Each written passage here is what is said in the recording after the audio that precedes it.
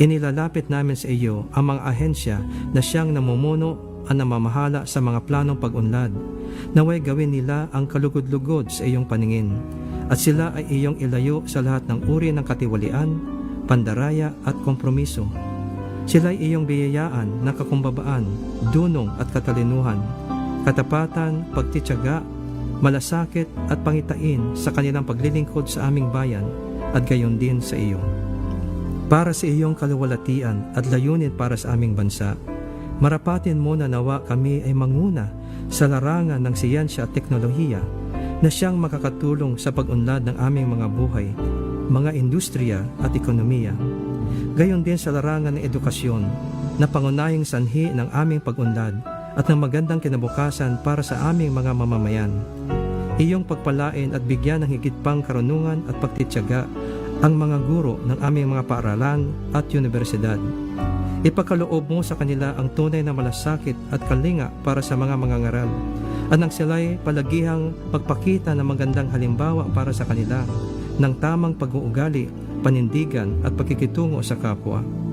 Pagtibayan mo sa puso ng aming mga guro ang pangitain na sila ay humuhubog ng isang bansa at gumuguhit ng kinabukasan ng bayan sa pamamagitan ng kanilang katapatan sa kanilang propesyon. Ipagkaloob mo sa kaisipan ng aming mga pinuno at pamahalaan na kanilang palagiang bigyan ng mataas na prioridad ang edukasyon at ang pagpapatibay nito, at tiyakin na ang aming mga guro ay may sapat na sahod upang kanilang buong loob na laging gampanin ang kanilang tungkulin bilang tagasanay at tagahubog ng aming mga kabataan. Paghariin mo sa kanilang puso ang integridad, katarungan at malasakit sa kapwa, lalo na para sa mga manggagawa na nagbubuwis ng kanilang lakas, galing at buhay para sa mga industriya na kanilang pinaglilingkuran. Iyo ding pagtibayan ang aming pananampalataya at pagsunod sa iyong mga batas, lalo na sa aming mga pinuno sa pamahalaan at simbahan, upang lahat ay mamuhay na may katuwiran at kapayapaan, nang kami ay iyong pagpalain ng lubos at pasaganahin. Tulad na iyong itinuturo sa iyong banal na salita, na ang katuwiran ang nagpapadakila sa isang bansa, mangyari nawa ito sa amin, at kami iyong ilayo sa lahat ng uri ng katiwalian at kasamaan, na siyang nagdudulot sa amin ng kahihiyan at kapinsalaan. Masunod nawa namin bilang isang bansa ang iyong kalooban dito sa lupa tulad ng sa langit. Maraming salamat, Panginoon, sa iyong pagtugon sa aming mga dalangin na ito, sa pangalan ni Jesus. Amen.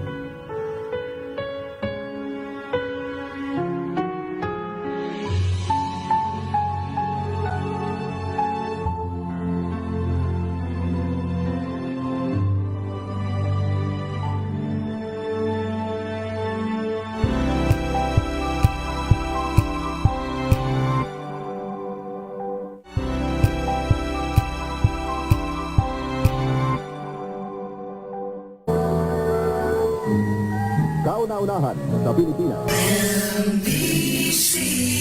Manila Broadcasting Company. DZRH, a proud member of MBC Media Group. 6 na minuto na makalipas ang alas 4 ng umaga.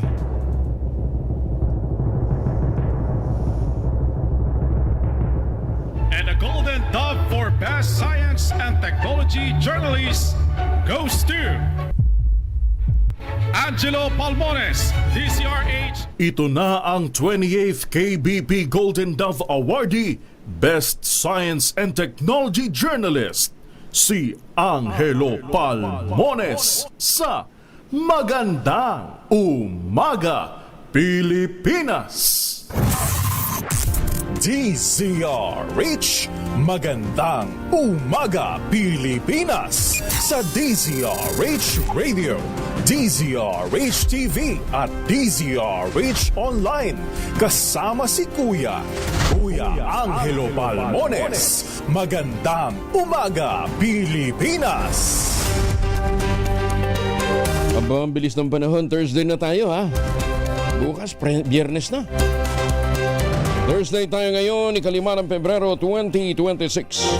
Sa ulo ng ating mga balita, 2 impeachment complaint laban sa Pangulong Bongbong Marcos, idiniklarang insufficient in substance. Kongresistang isinasangkot sa flood control scandal. Ang tawag nila ay kontraktor. Nag-resign sa Kamara.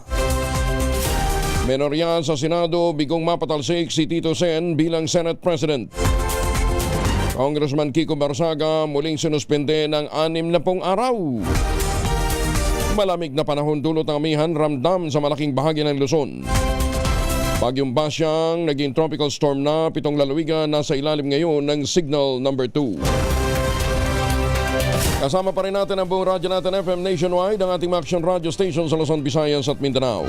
91.7 BNFM Radio sa Cebu at 94.3 FM sa Jensan. Bagong balita, bagong impormasyon. Kasama si Kuyang Angelo Palmones. Magandang umaga, Pilipinas! Sa detalye ng mga balita, lumakas pa at naging tropical storm ang bagyong Basyang kagabi. Dahil dito 7 lugar ang nasa ilalim ngayon ng signal number 2, kabilang ang southern portion ng Surigao del Norte, kasama ang Siargao, Bukas Grande Island, Surigao del Sur, extreme northern portion ng Davao Oriental, Agusan del Norte, northern at eastern portion ng Agusan del Sur, southeastern portion ng Misamis Oriental at northeastern portion ng Bukidnon. Huling namataan ang bagyo ng bagyo sa layong 515 kilometers, silangan ng Hinatuan, Surigao del Sur, taglay ang lakas na hangin 65 kilometro bawat oras malapit sa gitna. Ang pagbugso umabot ng 80 km bawat oras, kumikilos pa kanluran sa Philippine Sea sa bilis na 15 km bawat oras. Nakataas naman ang signal number 1 sa mga sumusunod na lugar, central at southern portion ng Eastern Samar, southern portion ng Samar, Biliran, Leyte, gayon din sa southern Leyte. Bohol, Cebu, Siquijor, Negros Oriental, Negros Occidental, Guimaras at Iloilo.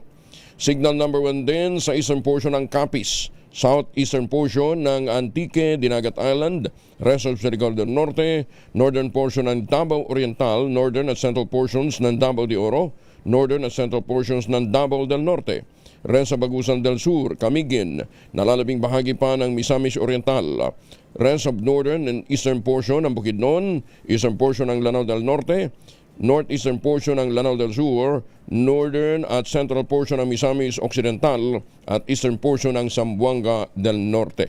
Malawak ho ang sinasaklaw na to ng bagyong Basyang. Sa forecast track ng Pag-asa, ang sentro ng bagyo ay unang maglalandfall sa Eastern Mindanao mamayang gabi o bukas na madaling araw. Matapos ay tatahakin ng Tropical Storm Basyang ang landmass o kalupaan ng northeastern Mindanao at central at western Visayas bago lalabas ng Sulu Sea sa Sabado ng umaga. Sinabi ng Pag-asa na asahan ang bahagyang paglakas ng bagyo habang ito ay nasa Philippine Sea. Humahataw naman ang lamig, dala ng malakas na simoy ng amihan sa maraming lugar ng bansa, partikular na dito sa Luzon. Sa pinakahuling na italang temperatura kahapon sa Baguio City, umabot ang lamig na panahon. Dulot ng amihan sa 12.8 degrees Celsius, 17.9 degrees Celsius naman sa Basco, Batanes. Parang naka-aircon lang. Babala ng Pag-asa, asahan ang epekto ng amihan ay magdudulot ng malamig na hangin hanggang sa pagtatapos ng Pebrero.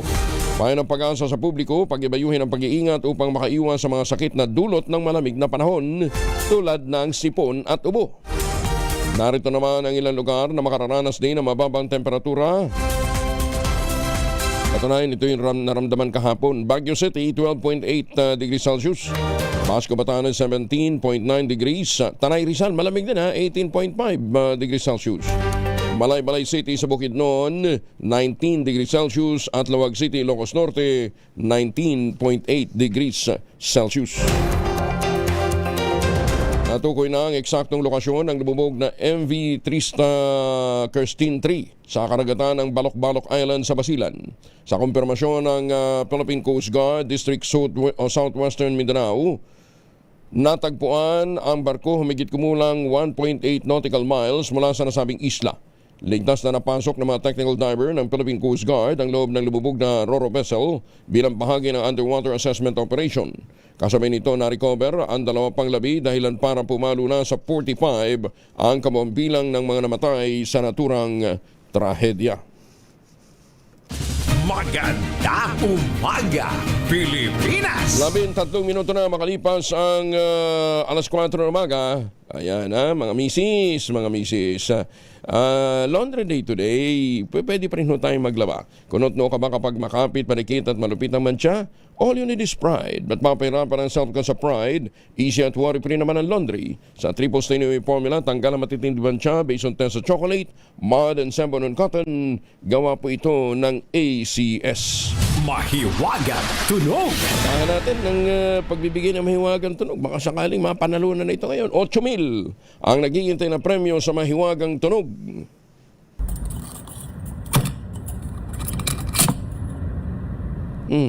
Basta yan ginagamitan ng kandila. Alam niyo na, lahat ng mga bagay na ginagamitan ng kandila. Diba? Pagka may birthday, may kandila din. Ang inyong mga sagot, ipapadala po ninyo sa 0919-282-6485. Sundin ang tamang format po ng pagdetext. Empty space, name slash, address slash, contact number slash, at ang inyong sagot. Isang beses lamang po maaaring mag-text sa ating text line gamit ang inyong mga mobile number. Sa mga sasagot online, kinakailangan meron po kayong sharer badge. Bagong balita, bagong impormasyon. Kasama si Kuyang Angelo Palmones. Magandang umaga, Pilipinas! Ay, magandang umaga po sa mga taga-Tagaytay. Maganda daw, malamig daw ang panahon doon. Enjoy nyo lang yan.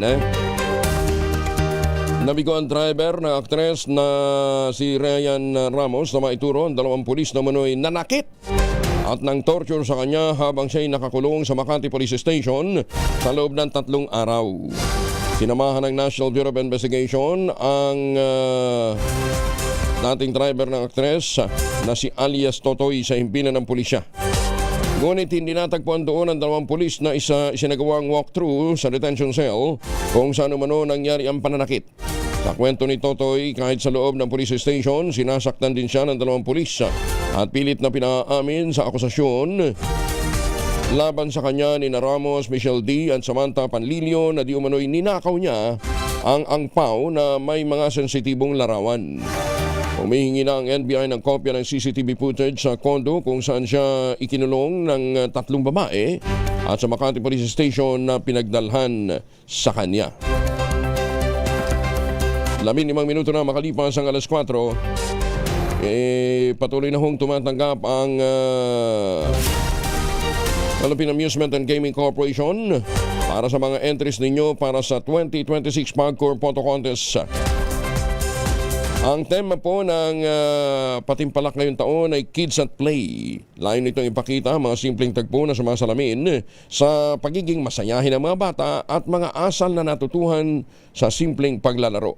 Bukas po ang Pagcor Photo Contest sa lahat ng mga Pinoy photographers, amateur at mga professionals. Basta ang edad ay 16 years old pataas. Ayon kay Pagcor Chairman at CEO Altenco, hangad ng paligsahan na mapanatili ang mga tagpo na nagpapakita kung paano nakatutulong ang laro at libangan sa paghubog ng karakter at pangarap ng isang paslit. Sinabi nga ni Chairman Tenco, sa paglalaro nagsisimula ang pangarap. Sa paglalaro na huhubog ang kanilang kinabukasan. May 3 kategorya ang patimpalak. Pwede po sa conventional, mobile at drone category. Yung conventional, gamit po yung mga conventional camera. Yung mobile naman, lato ng mga mobile device po ninyo, mga smartphone, tablets, action camera. Basta yan, pwede ho yan. Tapos yung drone naman, syempre, yung drone-mounted camera. Pipili ang Pagcor ng 8 grand winners sa bawat kategorya. Sa conventional category, yung 8 ay mananalo ng tig 100,000 pesos plus trophy. Yung sa mobile at drone categories naman, tatanggap ng tig 50,000 pesos plus trophy. Ayan, syempre meron din mga finalists at saka mga consolation prizes. Kinakailangan pong magparehistro online ang mga kalahok bago magsumite ng kanilang entries. Ang huling araw po ng submission ng entry, matagal pa, June 30, 2026. Magandang umaga, Pilipinas! 17 minuto na makalipas ang 4:00 ng umaga. Reach number 1 na naman!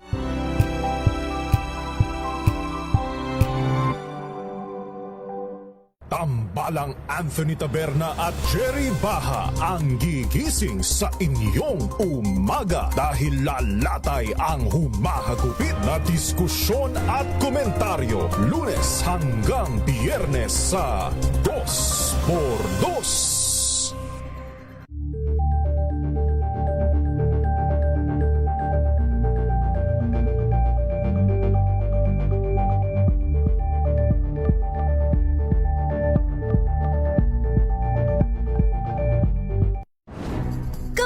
good vibes ang hanap mo?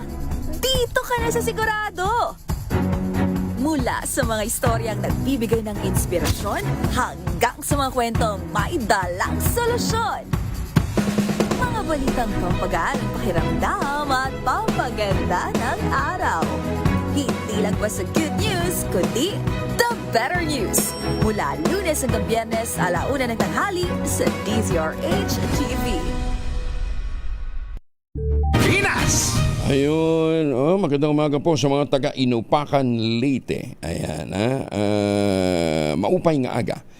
Teka muna, may public service lang tayo dito. Ipinapalam po sa mga kaibigan at kakilala sa makabilang buhay na si Jose Francisco Jet Ariola na namuno noon sa Economic Intelligence and Investigation Bureau ng Bureau of Customs.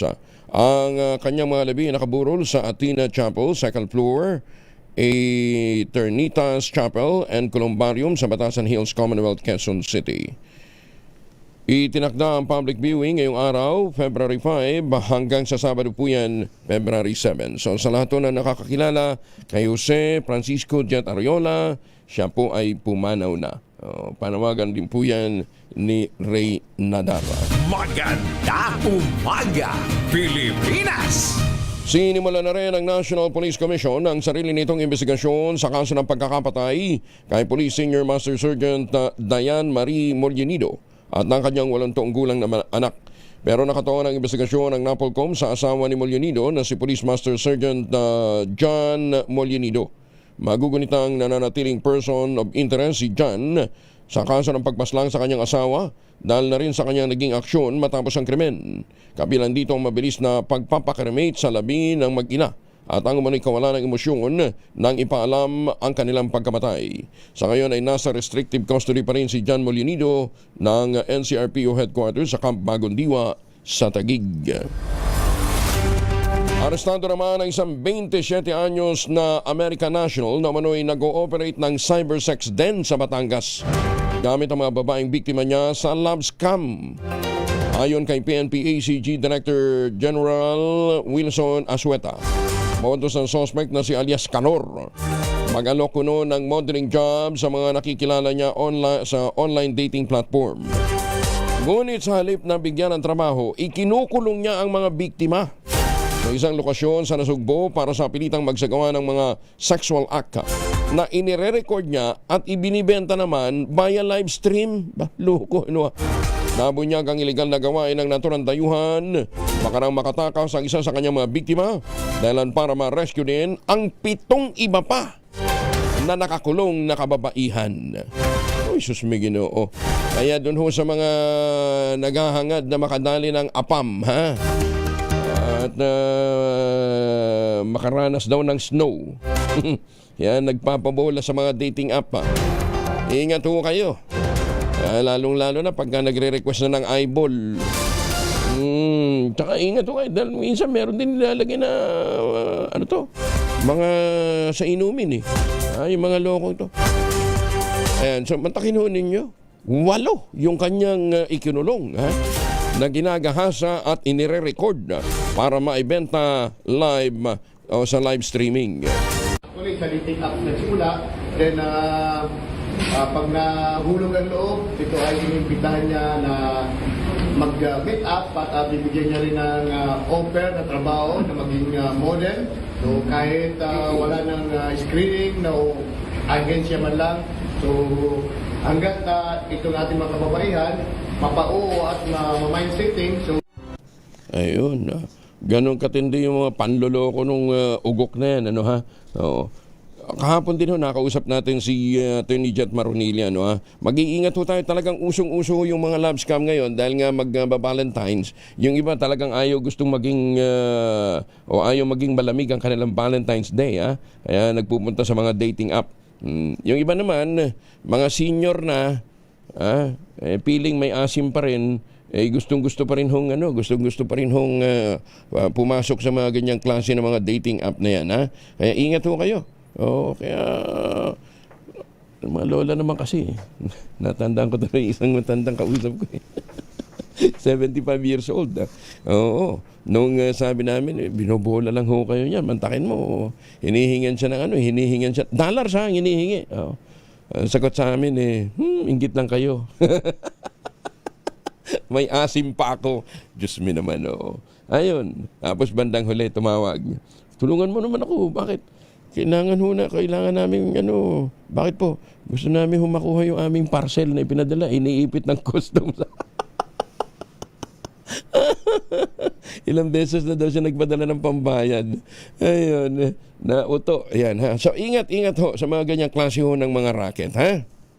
Para nang sa gayon happy po ang ating Valentine's. Maganda umaga, Pilipinas! Magandang umaga sa mga taga-Ayala Coordination Center. Kumusta na kayo, ha? At magandang umaga din po sa mga suki natin dyan sa Malabon City. Umapila si Tourism Secretary Cristina Prasco ng mas pinaigting pang regulasyon at transparency sa airline pricing.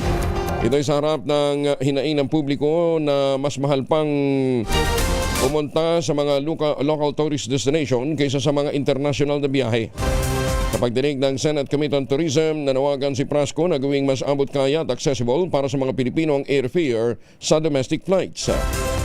Sinabi ng kalihim, kailangan tutukan ang pagkakaroon ng malinaw at transparent na publication ng patas at makaturungang airfare rates. Alinsunod sa Republic Act 11682. Sinabi ni Prasco, katuwang ng taong bayan ng DOT sa panawagan para sa komprehensibong pagtugon sa tamang pangangasiwa ng ticket prices at pagpapabuti sa infrastruktura ng bansa. Pinatatanggal na ni Tourism Secretary Cristina Garcia Prasco ang lahat ng tourism materials ng kagawaran na merong pagbumukha niya. Ayon kay Prasco, mahigpit din ang kanyang direktiba sa regional office na tigilan na ang paggamit ng kanyang larawan para sa mga promotion. Sinabi ng kalihim, layo ng hakbang na ito na maiwasan ang kontrobersiya na niya'y distraction lamang at mas matututukan ang mga totoong issue sa sektor ng turismo kung wala yung kanyang picture sa mga tarpaulin, sa mga streamer at sa mga publication. Ginawa ni Prasco ang pahayag matapos siyang gisahin sa pagdinig ng Senate Committee on Tourism kaugnay ng umano'y pagbalandra ng kanyang mukha sa mga tourism campaign materials na para daw self-promotion. Mariin namang itinanggi ng Tourism Secretary ang alegasyon at muling idiniin na hindi niya kailangang i-promote ang kanyang sarili dahil wala naman siyang balak na tumakbo sa anumang national position. Yun, punta na lang daw kayo ng Cebu. Mga coffee shop nila doon at saka mga tindahan, meron pong mukha niya yan, ha? In fairness, maganda naman si Secretary. Kaya lang, Sek, mukhang too late the hero. Tutsugiin ka na daw. Drug paraphernalia nasa mata mga otoridad sa isang bagahe sa loob ng truck sa Allenport, Northern Samar. May 2 na aresto. Detalye ng balita mula kay Jane Galit Bantayan, Aris 34. Jane, good morning. Agad na inaristo ang 2 katao sa port ng Northern Samar nang makuha ito ng drug paraphernalias. Naristo ang mga ito sa isang operasyon kontra droga na pinangunahan ng Allen Municipal Police Station sa pamumuno ni Police Captain Verna Sisista, Acting Chief of Police, kasama ang Philippine Coast Guard Allen Station at Philippine Coast Guard K9. Nalaman ang mga drug paraphernalias nang magsagawa ng regular paneling inspection sa loob mismo ng Philippine Archipelago Ports at Terminal Services ng Dapdap Port, Barangay Kinabranan Zone 2, Allen Northern Samar. Ayon sa report ng PNP, ang mga suspect ay isang 31 taong gulang, isa itong driver at residente ng Negros Occidental, habang ang isa pang suspect na naaresto ay 27 taong gulang, isa ring driver at residente ng Santa Maria, Bulacan. Habang isinasagawa ang regular na K9 paneling sa seaport, nagbigay ng indikasyon ang K9 dog nang umupo ito sa truck na minamaniho ng 2 akusado. Agad na isinagawa ang inspeksyon sa mga bagahe kung saan na-recover naman ang mga ipinagbabawal ng mga paraphernalias na ginagamit sa pinaghihinalang illegal na droga, at ang 2 ay agad na naristo ng otoridad. Patuloy namang inihahanda ang kaukulang kasong kriminal laban sa 2 dahil sa paglabag sa Section 12 ng Republic Act 9165 o Comprehensive Dangerous Drugs Act of 2002. Samantala, binigyan din naman ngayon ng PNP Allen ang patuloy na pagpapatupad ng Allen PNP sa mga anti-illegal drugs operation sa buong bayan. Mula sa Aksyon Radyo Katarman, Arts 34, Jane Galit Bantayan ng DZRH. Una sa Pilipinas, una sa Pilipinas. Dengan salamat, Jane. Forest fire sumiklab naman sa Mount Pusbo, Mankayan, Benguet. Detalye na balita mula kay Romy Gonzalez sa RH41 ay Bagdabigat Romy. Mula kahapon ng tanghali hanggang kagabi, patuloy na inaapula ng mga personnel ng Bureau of Fire Protection at mga volunteers ang sumiklab na forest fire na nakaapekto sa malaking bahagi ng Mount Pusbo sa barangay Bulalakaw at ginawang sa Mankayan, Benguet. Ayon kay ginawang Barangay Secretary Omar Damoslog, pangalawang forest fire na records sa lugar. Ang unang insidente ay nangyari kamakalawa, Pebrero 3, malapit sa Kamantokob. Ginawang na pinagtulungang apulain ng mga community volunteers. Ang pangalawang forest fire ay nagsimula bandang alas 11 ng tanghali kahapon, Pebrero 4, sa Mount Pusbo, Mantayas, Barangay Bulalakaw at kumalat sa Barangay Ginawang. Nagtutulungan ng mga personnel ng Bureau of Fire Protection at mga volunteers na pulayin ang sunog para hindi kumalat at maprotektahan ng mga residential houses malapit sa nasusunog na kagubatan. Ito si RH41 Romy Gonzalez para sa DZRH. Una sa Pilipinas, una sa Pilipino. Maraming salamat, Romy. Jose Aguina. Maganda umaga, Pilipinas! Baka kayo ho may mga importanteng lakad ha. Huwag kalimutan magbaon din po ng proteksyon laban sa mikrobyo. May dalawang formulation ng family alcohol na pwede nating pagpilian. Yung family 70% ay isopropyl alcohol, especially prepared for clinics, hospital, pharmacies, laboratories, pero okay na okay din po sa mga households. Very effective yan sa disinfection at sterilization. Ganyan ang bagsik ng family, 70% ay isopropyl alcohol. Maghapon man natin gamitin, no problem. Hindi po manunuyo ang ating mga kamay dahil meron po itong moisturizer. Yun namang mabangong family rubbing compound improve alcoholone. Yun po yung mabangong isopropyl alcohol na ginagamit po ng mga masahista, mga barbero, mga doktor, mga nurse, mga komedrona for sponge bathing and other cleansing purposes. Family rubbing alcohol parang di sa reachable na sa mahabang panahon. Mabibili sa namang butik at convenience stores nationwide. Family rubbing alcohol, hindi lang pampamilya, pang sports pa. And speaking of mga komadrona ha, gaganapin po ang 27th National General Assembly of Midwives ng Philippine League of Government and Private Midwives. Ang tema Midwives as Tantol, Midwives as Health Service Providers Amidst Diversity. April 15 to 17 yan ha, sa The Forum, Philippine International Convention Center, dito po sa Pasay. Ayan ha, lahat ho ng mga komadrona, inaanyayahan na natin. Para po sa karagdagang impormasyon, makipag-ugnayan kayo sa 0956-196650 o sa 0915-855-1119. Ang sabi po ni Asek Cecil Bangka Santos, ito pong paglahok din po ninyo ay applied for CPD units. Maganda umaga, Pilipinas! OCM Bar magbibigay tulong pinansyal na 25,000 pesos per family ha, sa mga biktima ng malawakang sunog sa Bungaw, Tawi-Tawi. Detalye na balita mula kay Jun Di Bacotac, RH19. Assalamualaikum, Brother Jun. Alaikum assalam, Kuyang Angel. Magbibigay tulong pinansyal na 25,000 pesos per family si BARM Chief Minister Abdul Rauf Makakwa, partikular sa mga naging biktima ng malawakang sunog sa Barangay Lamion, Bungaw, Tawi-Tawi. Humigit kumulang nasa 1,000 families ang nawalan ng tahanan at mga kagamitan sa nangyaring sunog. Ayon sa punong ministro, ang hakbang ay kabilang sa mga agarang aksyon ng BARM government sa layuning matulungan ang mga kapatid na Badyaw para sa agarang recovery para sa kanilang mga naabong pangkabuhayan na tahanan. Habang tuloy-tuloy lamang ang mas pinalawak na relief assistance at rehabilitation efforts mula sa MSSD, Project Tabang, Bangsamoro Ready, habang nariyan din ang maagap na effort ng Bungaw LGU at Provincial Government of Tawi-Tawi, katuwang ang Philippine Marines, Coast Guard, Philippine Army, Philippine Air Force, MAFAR at NFA. Ayon pa rin kay ICM Makakwa, ang pondo ay manggagaling sa Quick Response Fund ng BARM o QRF na agarang gagamitin para sa mas mabilis sa pagbangon ng mga biktima, lalo pat papalapit na ang Holy Month of Ramadan ngayong buwan ng Pebrero. Sa gesture of support na ito ng BARM government, labis nga pasasalamat ni Tawi-Tawi Provincial Governor Ismael Mang Ay Sali sa lahat ng programa, proyekto at tulong na ibinibigay ng Bangsamoro government led by ICM Abdul Rauf Makakwa para sa mamamayan ng Tawi-Tawi. Mula sa Central Mindanao, RH19, June Dimakutat, DZRH, una sa Pilipinas, una sa Pilipino. Sukran Jun. Maganda umaga, Pilipinas! Good morning, Kidapawan City at magandang umaga din po sa mga suki natin dyan po sa Taal, Batangas. Alay, kumusta nagaho kayo? Binatilyo na sa kote sa bypass operation sa Davao City. Nakunan ito ng marijuana nagkakahalaga ng 1.6 million pesos. Detalye na balita mula kay Jun Soter mula sa Action Radio Davao. May buntag ni mo, Jun.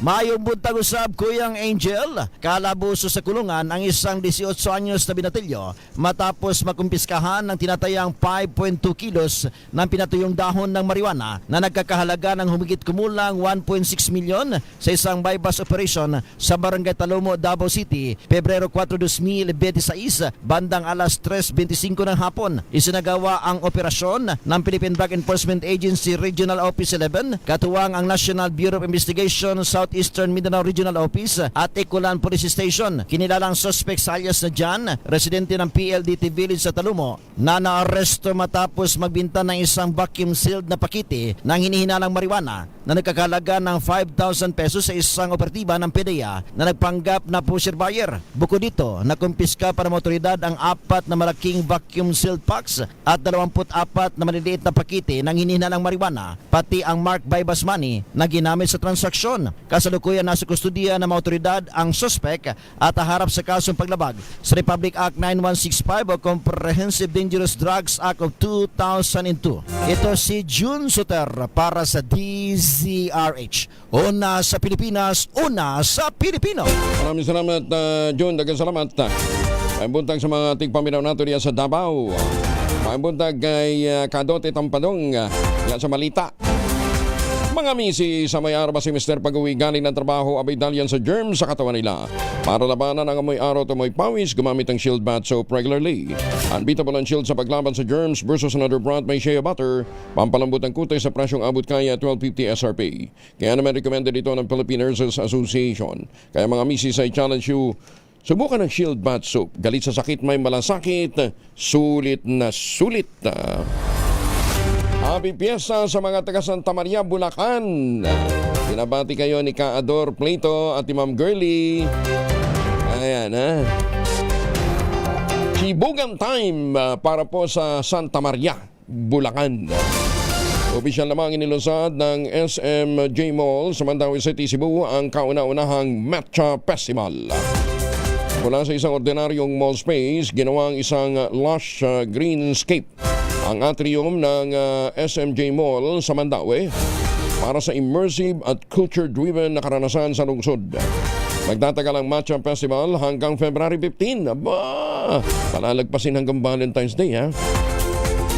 Tampok sa nasabing festival ang iba't ibang bersyon ng iconic Japanese green tea o matcha. Mula sa creamy latte hanggang sa katakam-takam na panghimagas. Binigyan ng Matcha Fest ng mga taga Cebu ng pagkakataong madiskubre at matikman ang lahat ng klase ng matcha desserts at mga drinks sa loob ng SMJ Mall. Kabilang dito mga produktong ibinibida ng Atelier Matcha, Your Daily Go Cafe, Casa Brew, Celsius Crib, No Better Fillings, Choco, DP Sweets, O Nata, Ice Ice Baby, Rampa Beach Bar at iba pa. Congratulations, ano ha? Bakit hindi tayo gumawa din tayo ng Tuba Ulambanog Festival? O, diba? Yung sa Quezon. Duhato naman ang Bureau of Customs sa pagpapabilis ng daloy ng kalakalan sa bansa ngayon 2025. Sa pamamagitan ito ng pagpapalakas ng digital services na mas pinaigting na pakikipagtulungan ng mga stakeholder at transparent na clearance ng mga kalakal sa mga pantalan. Sentro ng reforma ng BOC ang paggamit ng makabagong digital tools upang mabawasan ang abala sa mga importer ganyan din sa mga exporter. Kabilang dito ang pag-upgrade ng online tax estimator, paglulunsad ng Origin Management System o OMS, pagpapatupad ng ASEAN Electronic Document Exchange para sa mas mabilis na verifikasyon ng mga trade documents sa pagitan ng mga bansa sa Southeast Asia. Kasama rin ang full rollout ng Electronic Certification of Origin o ECO Portal para sa mas madaling pagpuproseso ng mga aircraft parts sa Clark International Airport at iba pang strategic goods. Bukod sa teknolohiya, nagpatupad din ang BOC ng polisiya upang mabawasan ang administrative burden ng mga negosyante. Kabilang dito ang pagpapalawig ng validity ng accreditation ng mga importer mula 1 taon patungong 3 taon. Ginawa din ni Commissioner Ariel Pumeseno na pare-pareho ang off-duct na tariff sa buong bansa para sa mas malinaw na gasto sa logistics. Epektibong na ipatutupad ang 60 araw na suspension sa pag-aangkat ng bigas para sa katatagan ng merkado at marami pang ibang mga reforma. 38 makalipas ang alas 4, tinapos na ng Philippine Agriculture Secretary na si Francisco Q. Laurel ang produktibong ministerial na pagbisita sa Japan kung saan nakipagkita ito sa bagong Agriculture Minister ng Japan at Senior Vice President ng Japan International Cooperation Agency o JICA upang isulong ang kooperasyon sa agrikultura, fisheries at seguridad sa pagkain. Binigyan din ni Secretary Laurel ang interes ng Pilipinas na maibaba ang taripa ng Japan sa sariwang saging habang inihanda naman ang paggamit ng Comprehensive at Progressive Agreement sa Trans-Pacific Partnership. Hiniling din ito ang bagong market access para sa suha, pabilisin ang pagpasok ng Japanese grapes at ang pinagandang protocol para sa mangga, papaya at poultry products mula sa mga rehiyon na libre o ligtas sa avian influenza. Iminungkahi din ng Pilipinas na palawakin ang Memorandum of Cooperation upang maisama ang fisheries. Bukas naman ang Japan sa plano na pangunahan ang Philippine-Japan Joint Committee on Agriculture meetings sa June 2026. Umaasa si Secretary Laurel na malalagdaan ang inimyendahang MOC ngayong taon bilang tanda ng ika-70 taon ng Philippine-Japan Diplomatic Normalization. Sa ginanap ng pagbisita, nakuha din ni Secretary Laurel ang tulong ng Japan para sa rice processing system ng NFA Cauayan City sa Isabela. Ang pasilidad ay mayroong 4 na 30 metric ton grain dryers at isang 10 ton per hour rice mill at 4 na 1,000 ton silos na makababawa sa pagkalugi ng 6 na mga magsasaka, napapahusay ang kalidad ng bigas, napapanatiling matatag ang reserba sa buong taon at ang tulong kasunduan ay nakatakdang lagdaan din ngayong Pebrero para sa agarang implementasyon. Aba, congratulations! Maganda umaga, Pilipinas! Palalawigin pa ng Department of Transportation ng 5 taon ang validity ng registration ng mga bagong sasakyan mula sa kasalukuyang 3 taon lamang. Ayon kay Transportation Acting Secretary Giovanni Lopez, may inisyal ng approval ang Pangulong Bongbong Marcos sa naturang panukala na target na maipatupad sa February 15. Kaugnay nito, bubuuan niya ang DOTR at ang Land Transportation Office ng guidelines para matiyak ang maayos na pagsasagawa ng roadworthiness check alinsunod sa direktiba din ng Pangulong BBM. Sinabi ni Lopez, kahit extended ng 5 taon ang validity ng registration ng mga bagong sasakyan, iminumungkahin niyang sumailalim pa rin sa roadworthiness check ang mga ito pagsapit ng ika-4 na taon. Itong ilalabas po natin ngayon na from 3 years to 5 years, no, ito subject sa LTO, sa memorandum circular na nila, imumungkahi ko na on the 4th year, dapat may roadworthiness check pa rin. Ayun. May roadworthiness check pa rin. Ang pinapalaki po natin yung valid registration. No, ibig sabihin, hindi na nila kailangan pumila ulit ng pagkabahaba, hindi na nila kailangan mag-leave, sayang ang oras, but they should do a roadworthiness check. Magandang umaga sa mga taga Cavite City. Maganda umaga, Pilipinas! Sunog sumiklab naman sa Tacloban, 2 bahay ang naapektuhan. Detalye ng balita mula kay Jimmy Angay-Angay, RS32, maupay nga agad, Jimmy. Sumiklab ang sunog sa lungsod ng Tacloban, 2 bahay na apektuhan. Ito ang sinabi ni Bureau of Fire Protection Tacloban City Chief Fire Arson Investigation and Intelligence Section Senior Fire Officer 2 Anthony Alvin Duran. Ayon kay Isip Otto Duran, na base sa mga witnesses, may namoy sila na gasolina at pumutok at dito na sumiklab ang apoy. Kinidala ng mga bombero ang may-ari ng bahay na nasunog na sina Fatima Jackson at Emilito Olidario. Nangyaring sunog pasado alas 10 ng gabi sa Barangay 71, Agadaga, Tacloban sa likod ng gasoline station. Tinatayang mahigit 100,000 pisong pinsala ng sunog at wala namang casualty. Mabuti na lang nakaresponde agad ang mga bombero. Sa loob ng 5 minuto, ang mga fire trucks ng Bureau of Fire Protection Tacloban at fire volunteers na hindi na makapikto pa sa ibang mga kabahayan. Mula dito sa DYVL Action Radio Tacloban, ito si Arstratito Jimmy Angay-Angay para sa DZRH. Una sa Pilipinas, una sa Pilipino. Dagan salamat, Jimmy. Abay, teka muna, baka kayo ay pabalik na ng Pilipinas sa mga seafarers natin, sa mga magbabalik bayan ng mga OFW. Diyan po sa Hong Kong, sa Taipei, Taiwan, sa Macau, diyan po sa Middle East. Ay, kumusta na yung mga suki natin diyan sa Jeddah, Saudi Arabia, ha? Ingat po kayo lagi. Kung kayo pabalik na ng Pilipinas, abay, huwag na magpasalubong na imported na tsokolate. Meron po tayong Tangerine Chocolate. Ang Tangerine Chocolate po ay brand ng mga magniniyog ng mga magsasaka dyan po sa lalawigan ng Quezon. Sa tulong po ni Dr. Helen Tan, yung po mga planting material ng kakao galing Davao, hinakot po yan para maitanim sa ilalim po ng mga nyugan. Kaya ngayon ay nagpuproduce sa sila ng dekalidad na kakao beans, pinaprocess para maging Tangerine Chocolate. Available sa 0919-095-5935. Sabi nga po ni Dr. Helen Tan, sino bang magmamalasakit sa Pilipino kundi ang kapwa Pilipino? I-check po ninyo sa tangerinechocolate.ph yung mahigit 10 variants po ng Tangerine Chocolate na ang mga raw material galing din po sa ani ng mga magsasaka. Sabi po ni Dr. Helen Tan, sa bawat tangkilik natin ng Tangerine Chocolate, pinalalakas natin ang loob ng ating mga magsasaka, pinalalakas natin ang ating lokal na ekonomiya.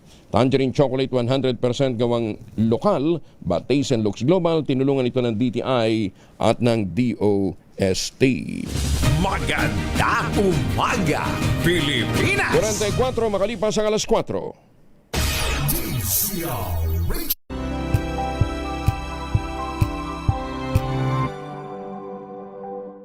Alamin ang mga maiinit na isyung pambayan, mga balitang kailangan mong malaman, usapin sa pamahalaan, politika, ekonomiya at kabuhayan. Ito ang mga dapat mong malaman, pakialaman at pag-uusapan dahil kayo ang tinig ng mamamayan dito sa Damdaming Bayan.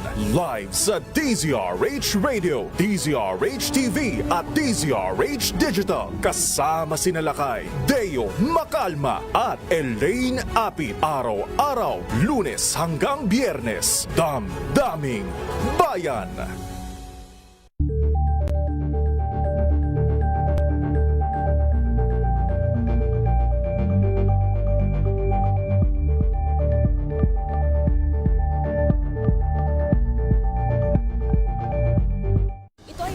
Naitalang 17 individual na ang kanilang naaresto.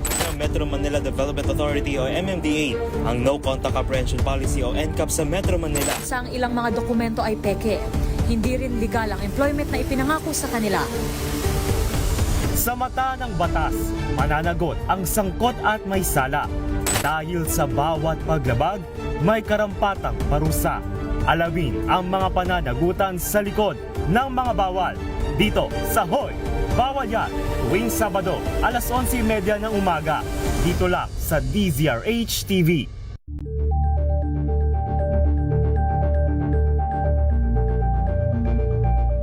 This Saturday on Scene Zone, #World Class Theater Experience mula sa Broadway Classic Les Miserables World Tour Spectacular.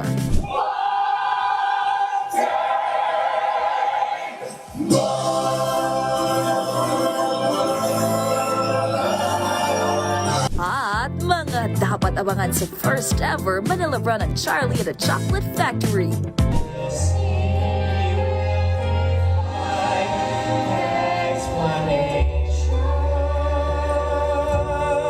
Alas 12 ng tanghali dito lang sa DZRH TV. Magandang umaga, Pilipinas! 47 na makalipas ang alas 4 ng umaga. Muli, happy piyesta sa mga taga Santa Maria, Bulacan.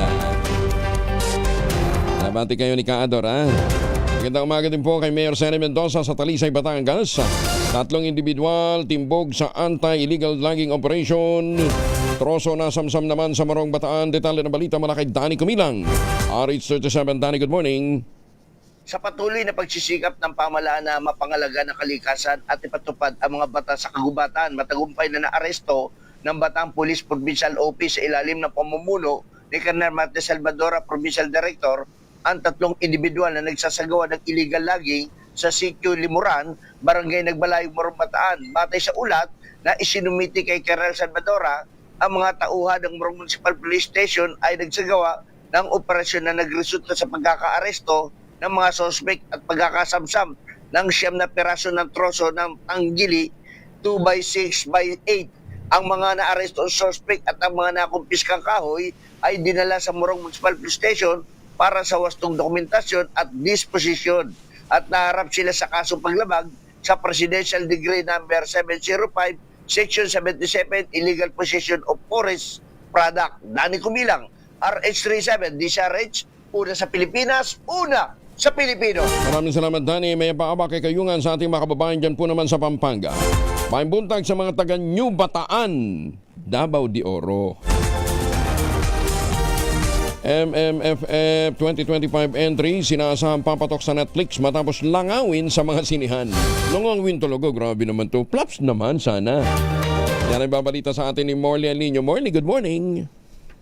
Gising na ang showbiz, rampa na Pilipinas. Good morning, Kuya Angel. Medyo sad, Kuya Angel, ang nakaraan palang resulta ng Metro Manila Film Festival.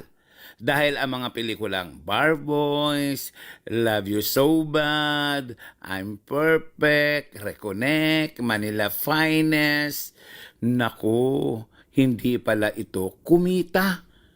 Ang sabi ng aking source ay umaasa pa rin na mabenta ang kanilang mga pelikula sa Netflix. Kasi nga, lugi. Malaki ang kapital, mababa ang bumalik. Bukod tanging ang pelikula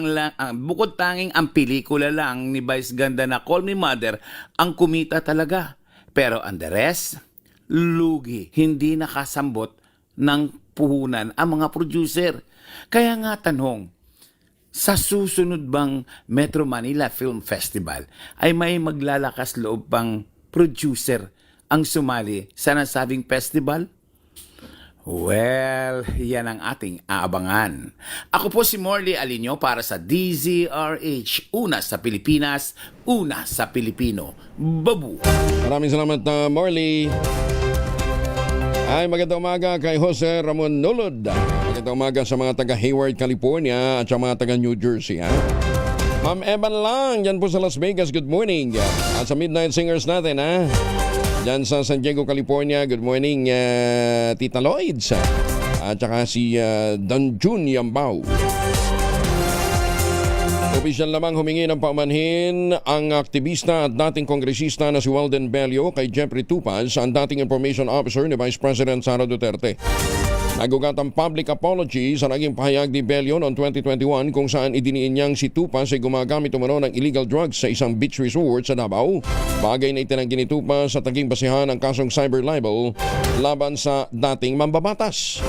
Aliham ni Bello, kinilala niyang nagawang pagkakamali sa pagbibitaw ng mga alegasyon na walang sapat na basihan laban kay Tupas, humingi ng tawad na sa naidulot nitong emotional at psychological distress sa kanyang naging pahayag. Kung hindi pa na-demand hindi pa nadali na cyber libel hindi siya hihingi ng pamanhin. Wala naman masama kung hihingi tayo ng pamanhin. Uulitin ko nga Humingi ako ng pamanhin doon sa pamilya ho ni Engineer District Engineer dyan sa sa dyan sa Quezon City, si Engineer Johnny Protesta. Ganun sa kanyang pamilya at mga anak, nagamit ho natin yung storya na sinasabing may mga ghost flood control project sa Quezon City, pero sabi ho naman ng Department of Justice no isang undersecretary wala daw doon ho sa kanilang inspeksyon napatunayan nila walang ghost flood control project. Sorry po, naniwala ho kami sa fake news na ipinangalandakan ho naman ni Mayor Joy Belmonte. Ayan, so sorry again kay Engineer Johnny Protesta.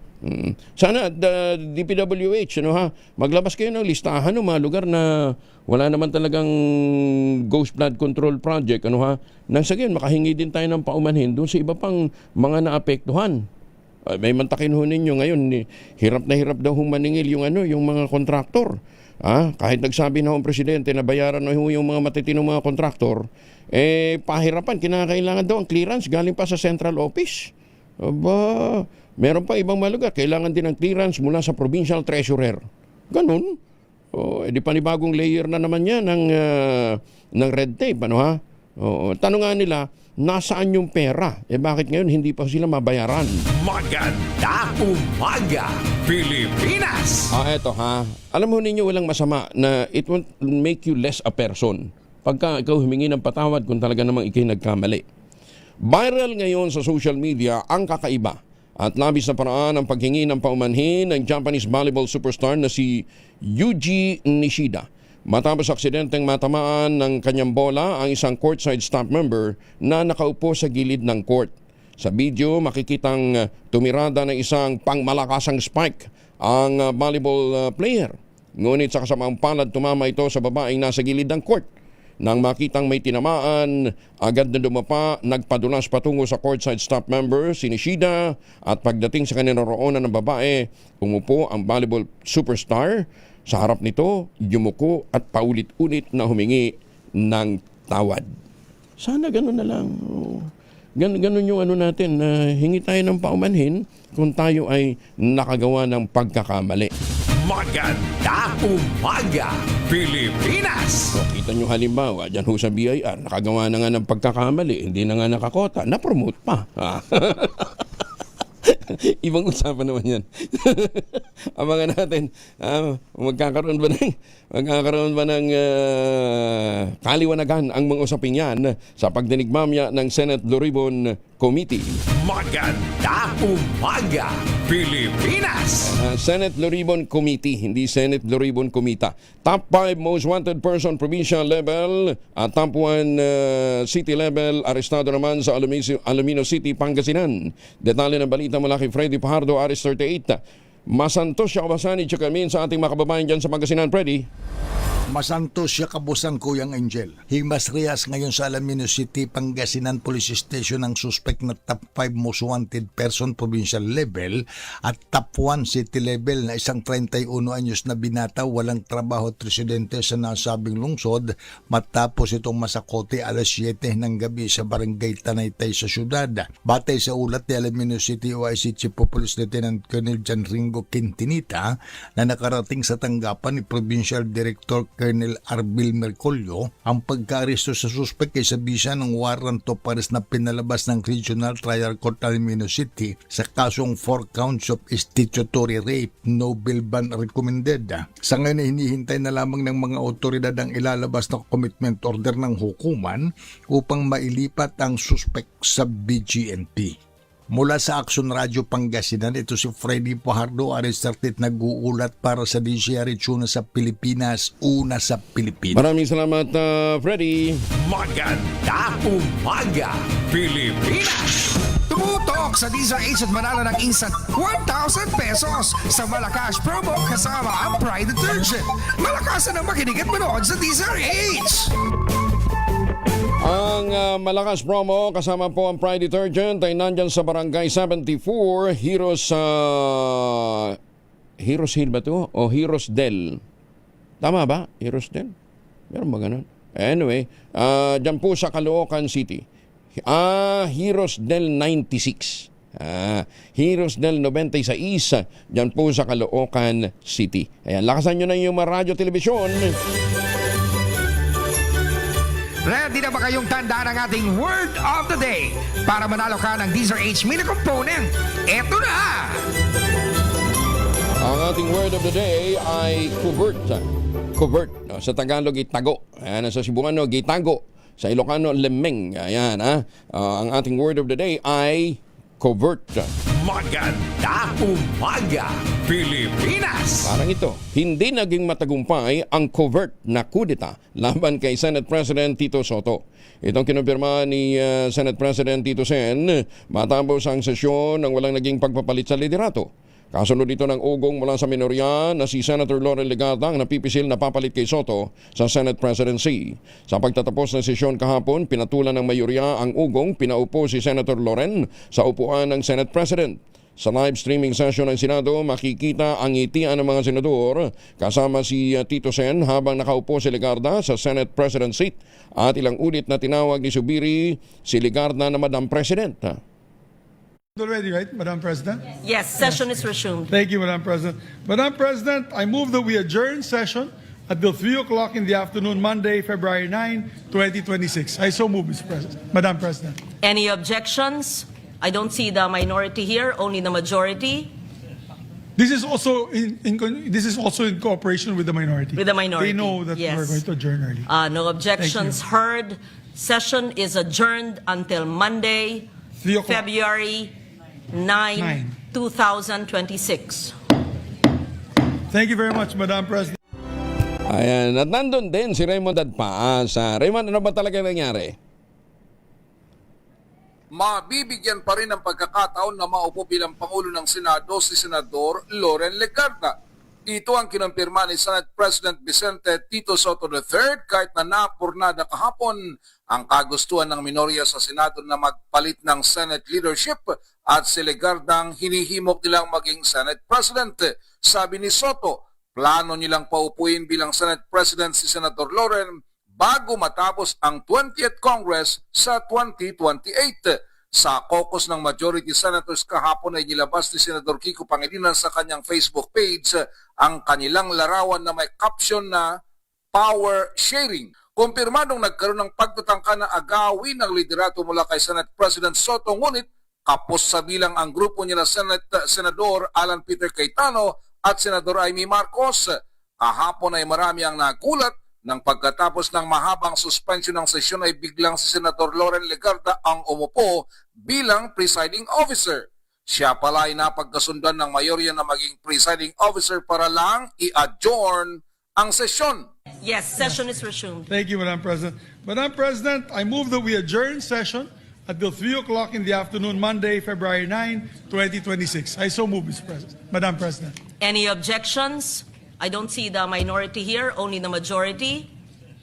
This is also in cooperation with the minority. With the minority. They know that Yes. we're going to adjourn early. No objections heard. Session is adjourned until Monday, 3 o'clock. February 9, 2026. Thank you very much, Madam President.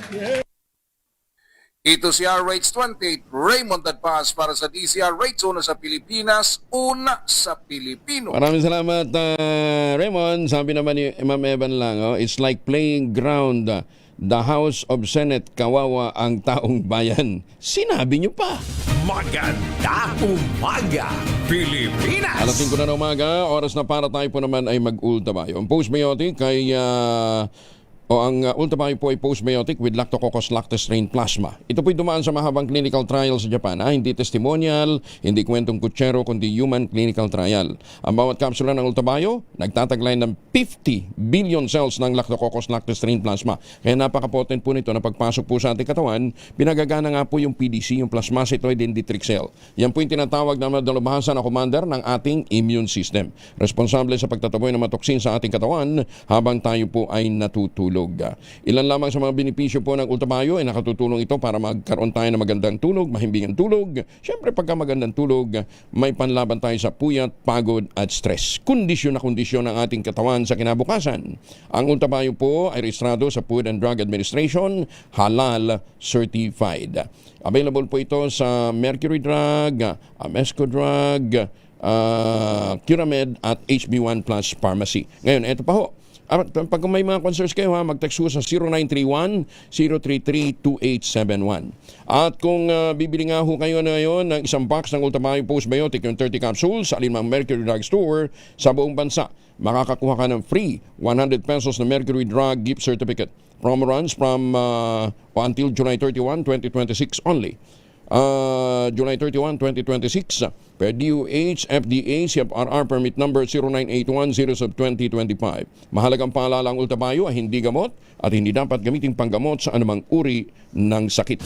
Maganda umaga, Pilipinas! 2 minuto makalipas ang alas 5. This time check is brought to you by ACS Manufacturing Corporation, ISO certified, maker of world-class quality Pride detergent. RH! Champion Detergent, tapat po sa inyo. RH! Ang balitang yan ay hatid sa inyo ng Red Horse Beer. Kasangga mo sa Relax Sarap. kauna-unahan sa Pilipinas. Manila Broadcasting Company. DZRH, a proud member of MBC Media Group.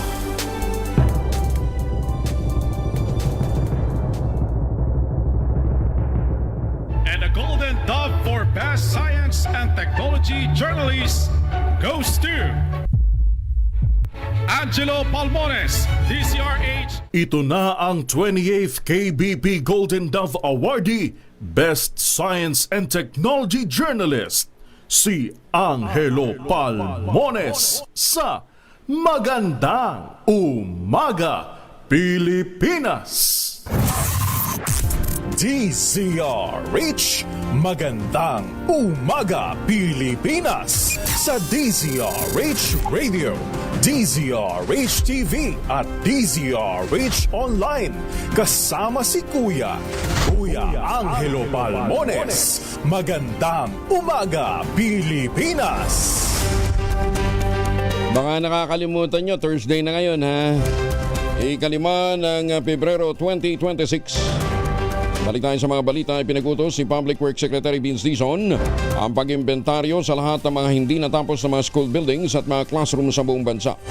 Layunin ng nationwide inventory na matugunan ang nasa 165,000 unit na backlog sa konstruksyon ng mga eskwelahan o silid-aralan.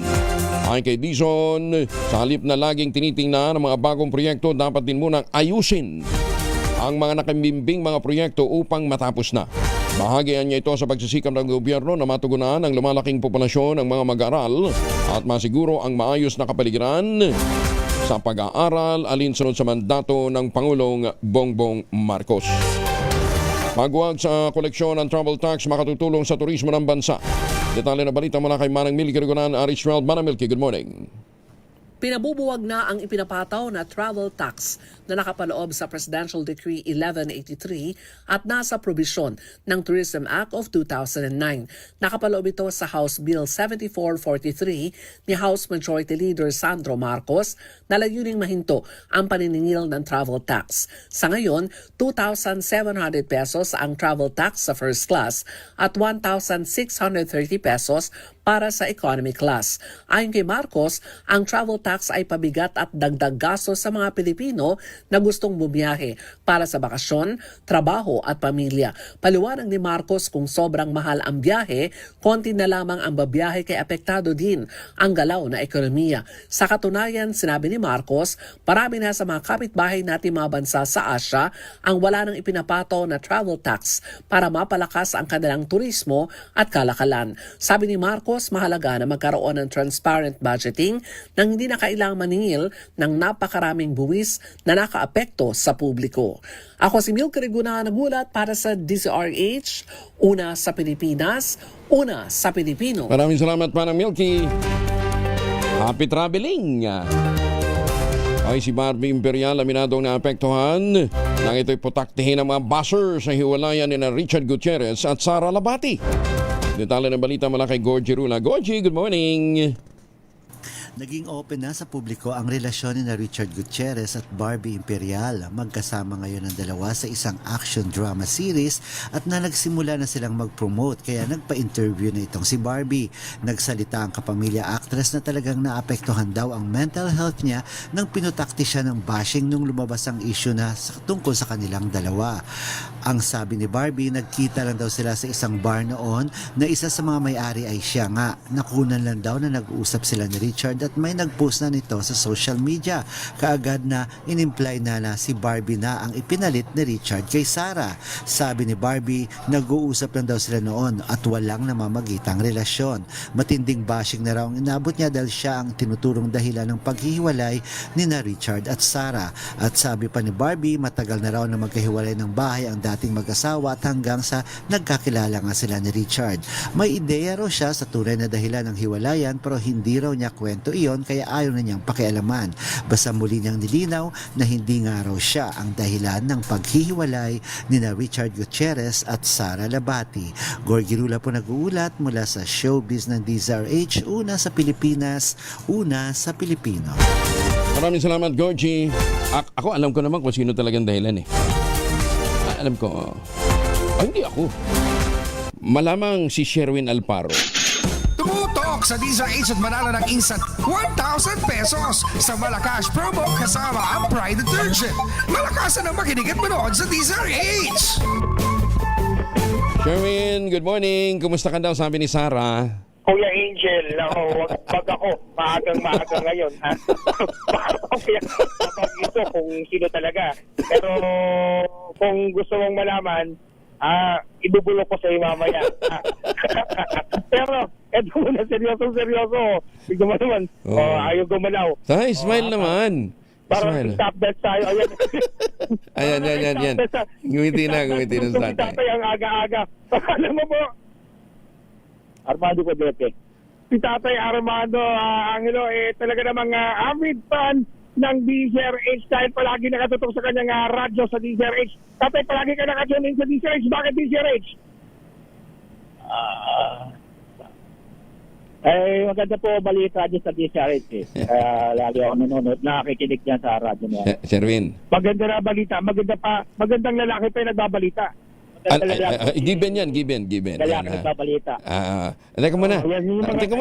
Sherwin. Wala yun yung mga artista eh. Anong pangalan ni Kuya?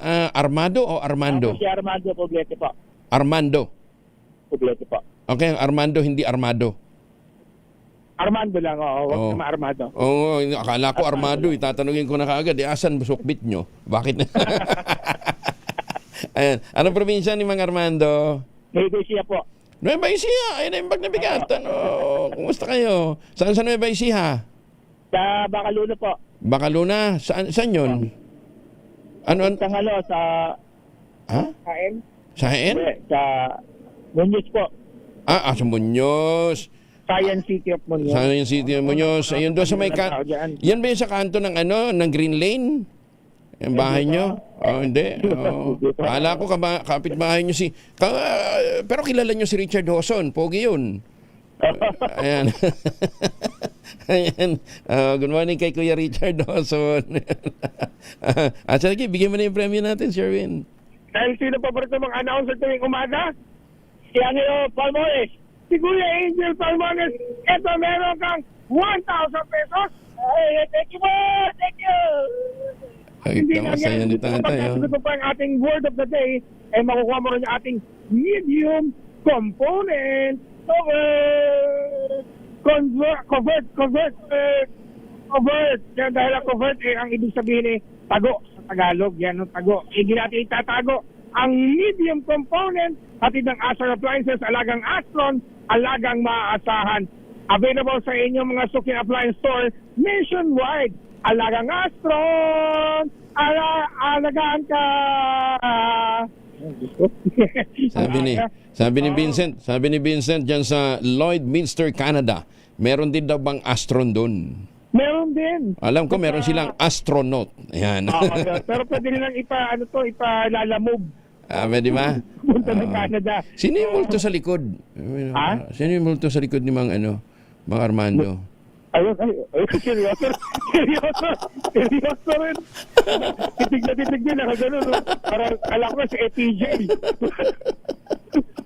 Ang probinsyano. Akala ko anino lang. Oo, malapit. Buti na lang gumalaw. Buti gumalaw. Kala ko, may nagpapakita. Dito pa naman sa Heroes del 96. Oo, Teka nga pala. Naman ang mga toda rito. Tignan mo, pakita mo yung toda. Yung pupugi ng mga toda dyan, Masisipag na bumiyahe. Madaling araw, talaga namang nag-aabang na ang kanilang mga pasahero. At hindi lang yan, meron ka rin tatanggapin, Kuya Armand, na DZRH Noche Buena ba? Medyo Noche Basket. Medyo Noche. Dahil malapit na ang Chinese New Year. Meron ka na panghanda sa Chinese New Year. Meron ka Medyo Noche Basket mula sa DZRH. At ang pinakabago, pinakamabango, pinakamalaki ang Pride with Fabric Conditioner, Korean Strawberry Bloom Detergent Powder with Stain Away Formula. 2 kilo yan. Kaya kahit gano'ng karaming labahan, ubus yan.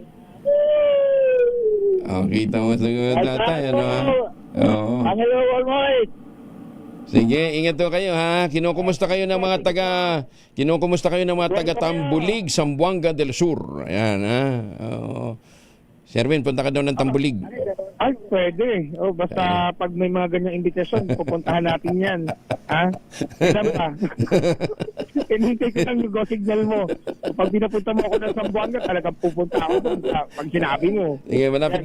Total, ikaw nandyan sa Caloocan. Umpisahan mo nang lumangoy. Wala kayang tubig dito. Kahanap ako ng sapa. Siyempre, sa mga nais manalo ng 1,000 pesos na akin tumutok sa Diesel H, baka na susunod nating winner sa Diesel H Malakas promo kasama ang Pride Detergent. Race number 6, Sherwin Battle para Diesel H. Una sa Pilipinas, una sa Pilipino. Maraming salamat, Sherwin. Tutok lang, tutok na sa Deezer H Radio, Deezer H Facebook, Deezer H YouTube, at Deezer H TV. Baka ikaw na ang susunod na winner sa Deezer H Malakas promo. Baka sabihin naman lang, maramo tayo dito. 1,000 lang binibigay. Eto, meron ho 8,000. Mahiwagan tunog. Ano itong ating mahiwagan tunog na ginagamitan po ng kandila?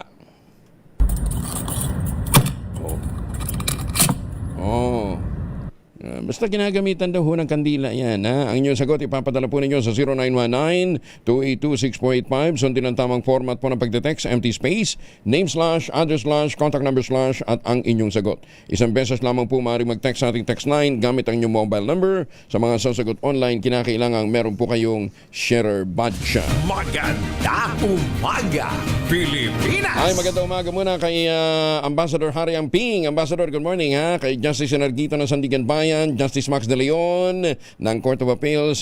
Uy, magandang umaga din sa ating mga justices ng Korte Suprema ha. Doon sa mga hindi natitinag dahil sa mga paratang ng judicial overreach. Ayan ha. Ang dami talagang matatalinong abogado sa Pilipinas. Ano ha?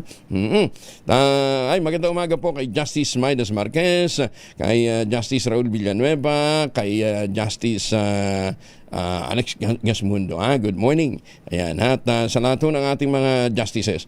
Mayor Senny Mendoza, good morning. At muli sa mga taga Santa Maria Balacan, happy fiesta. Binabati kayo ni Kaador Pleito. Maganda umaga, Pilipinas! Si Ma'am Lori de la Cruz mula sa Pag-asa kasama na natin. Ma'am Lori, kumusta na si Basyang? Good morning sir at sa lahat ng ating mga taga-subaybay. Kasalukuyan nga po, huling nakita ang bagyong Sebastian sa layong 440 kilometers east of Hinatuan, Surigao del Sur at nasa tropical storm category ito. Taglay ang hangin na 65 kilometers per hour near the center at gusts na 80 kilometers per hour. Nakikita po natin na magla-landfall po ito ngayong gabi or bukas ng madaling araw sa Surigao del Sur. Yan po yung kanyang landfall point. So ngayon nakataas na ang signal number 2 sa Surigao del Norte, kasama na ang Siargao, Bukas, Calanda Island, Surigao del Sur, extreme border portion ng Davao Oriental, Agusan del Norte, Agusan del Sur, Misamis Oriental, northern portion ng Bukidnon at maging sa Camiguin. Habang signal number 1 din sa natitirang bahagi pa ng Caraga, sa southern portion ng Eastern Samar, southern portion ng Samar, Biliran, Leyte, at southern Leyte, Bohol, Cebu, Siquijor, Negros Oriental, Negros Occidental, Guimaras, Iloilo, Capiz, southern portion ng Clan Central at southern portions ng Antique.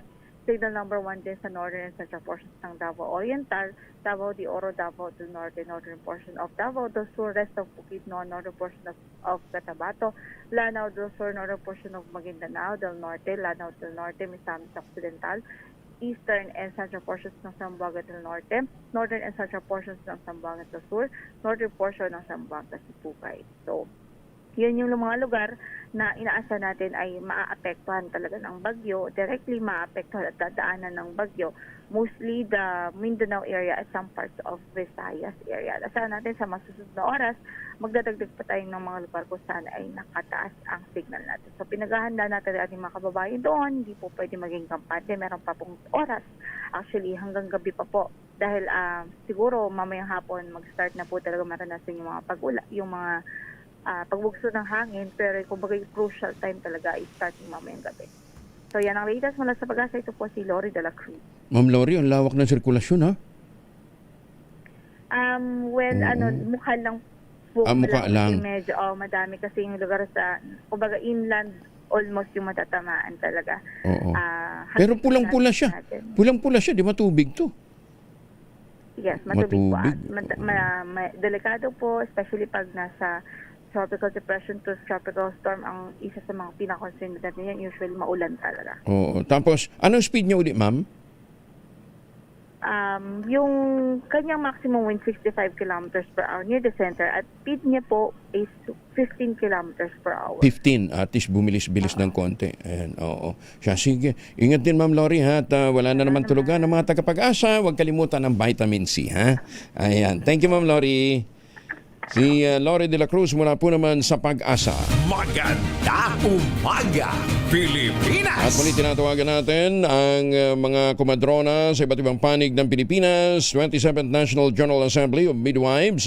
Ang tema, Stand Tall, Midwives as Health Service Providers Amidst Adversity. April 15 to 17 po yan. Sabi po ni Asek Cecil Bangcasantos, yung mga lalahok applied for CPD units. Ayan, ha? Para po sa karagdagang impormasyon, tawag ho kayo sa 0956-196-6050. Maganda umaga, Pilipinas! Sabay lang, Edwin Duque, sandali na doon sa mga mamamalengke. Maghahanap buhay lang ako sandali, ha? 18, makalipas ang 5.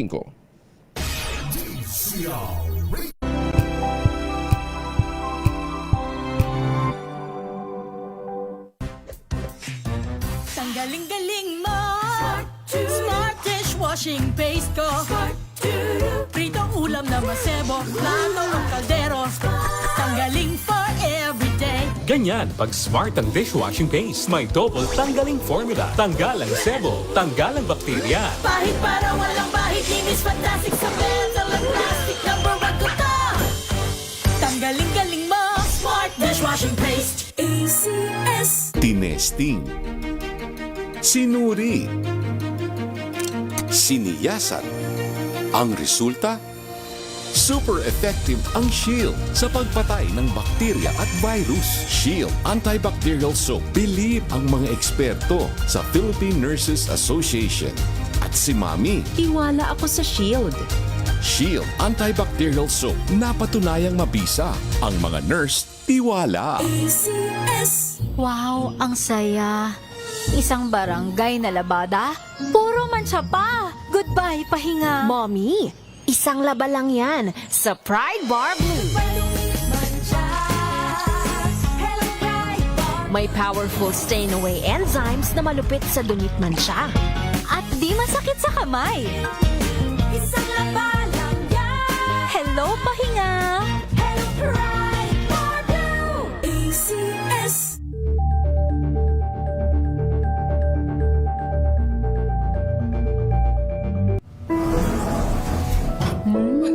Amoy forever. Amoy LQ. Amoy New Calab Berry Blues. Amoy kala, amoy good vibes.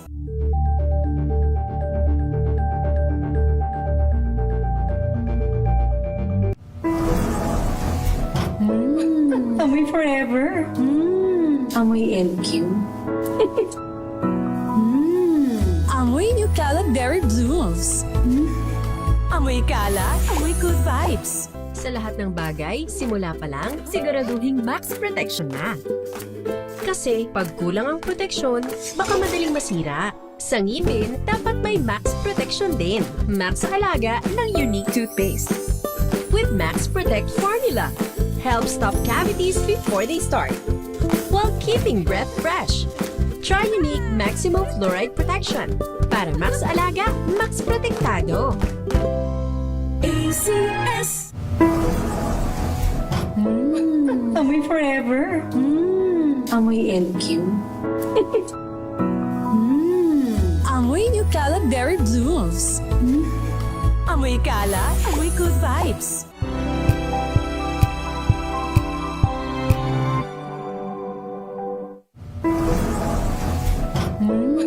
Amoy forever. Amoy LQ. Amoy New Calab Berry Blues. Amoy kala, amoy good vibes. NBC Milliones. NBC Milliones. Mamimigay na naman kami kami dito sa MBC ng 1 million pesos. Sa isang malinis na papel, ilagay ang iyong name, age, address, phone number at pirmahan. Ipasok sa loob ng isang white legal-sized envelope. Kalakip ang alinman sa mga required proof of purchase o POP. At sa labas ng envelope, ilagay ang MBC Millones 2026, ang POP na ginamit at ang MBC station na iyong sasalihan.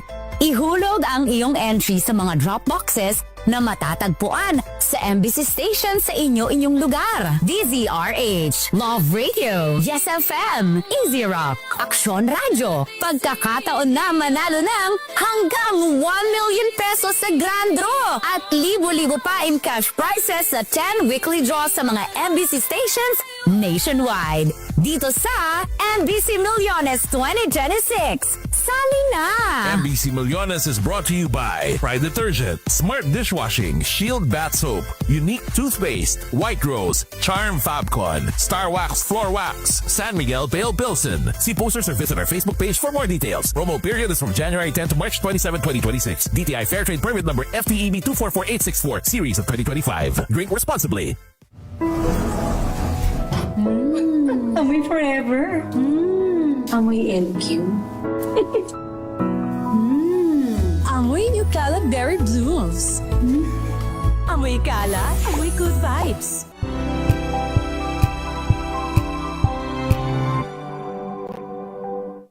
Maulan man, no worries na amoy kulob ang damit. Charm Fabcon, bangong kumaka-bloom. Tanggal amoy kulob sa bango ng Charm. Kaya gamit ko, Charm Fabcon with Bloom Fresh technology. Kills 99.9% of kulob-causing bacteria.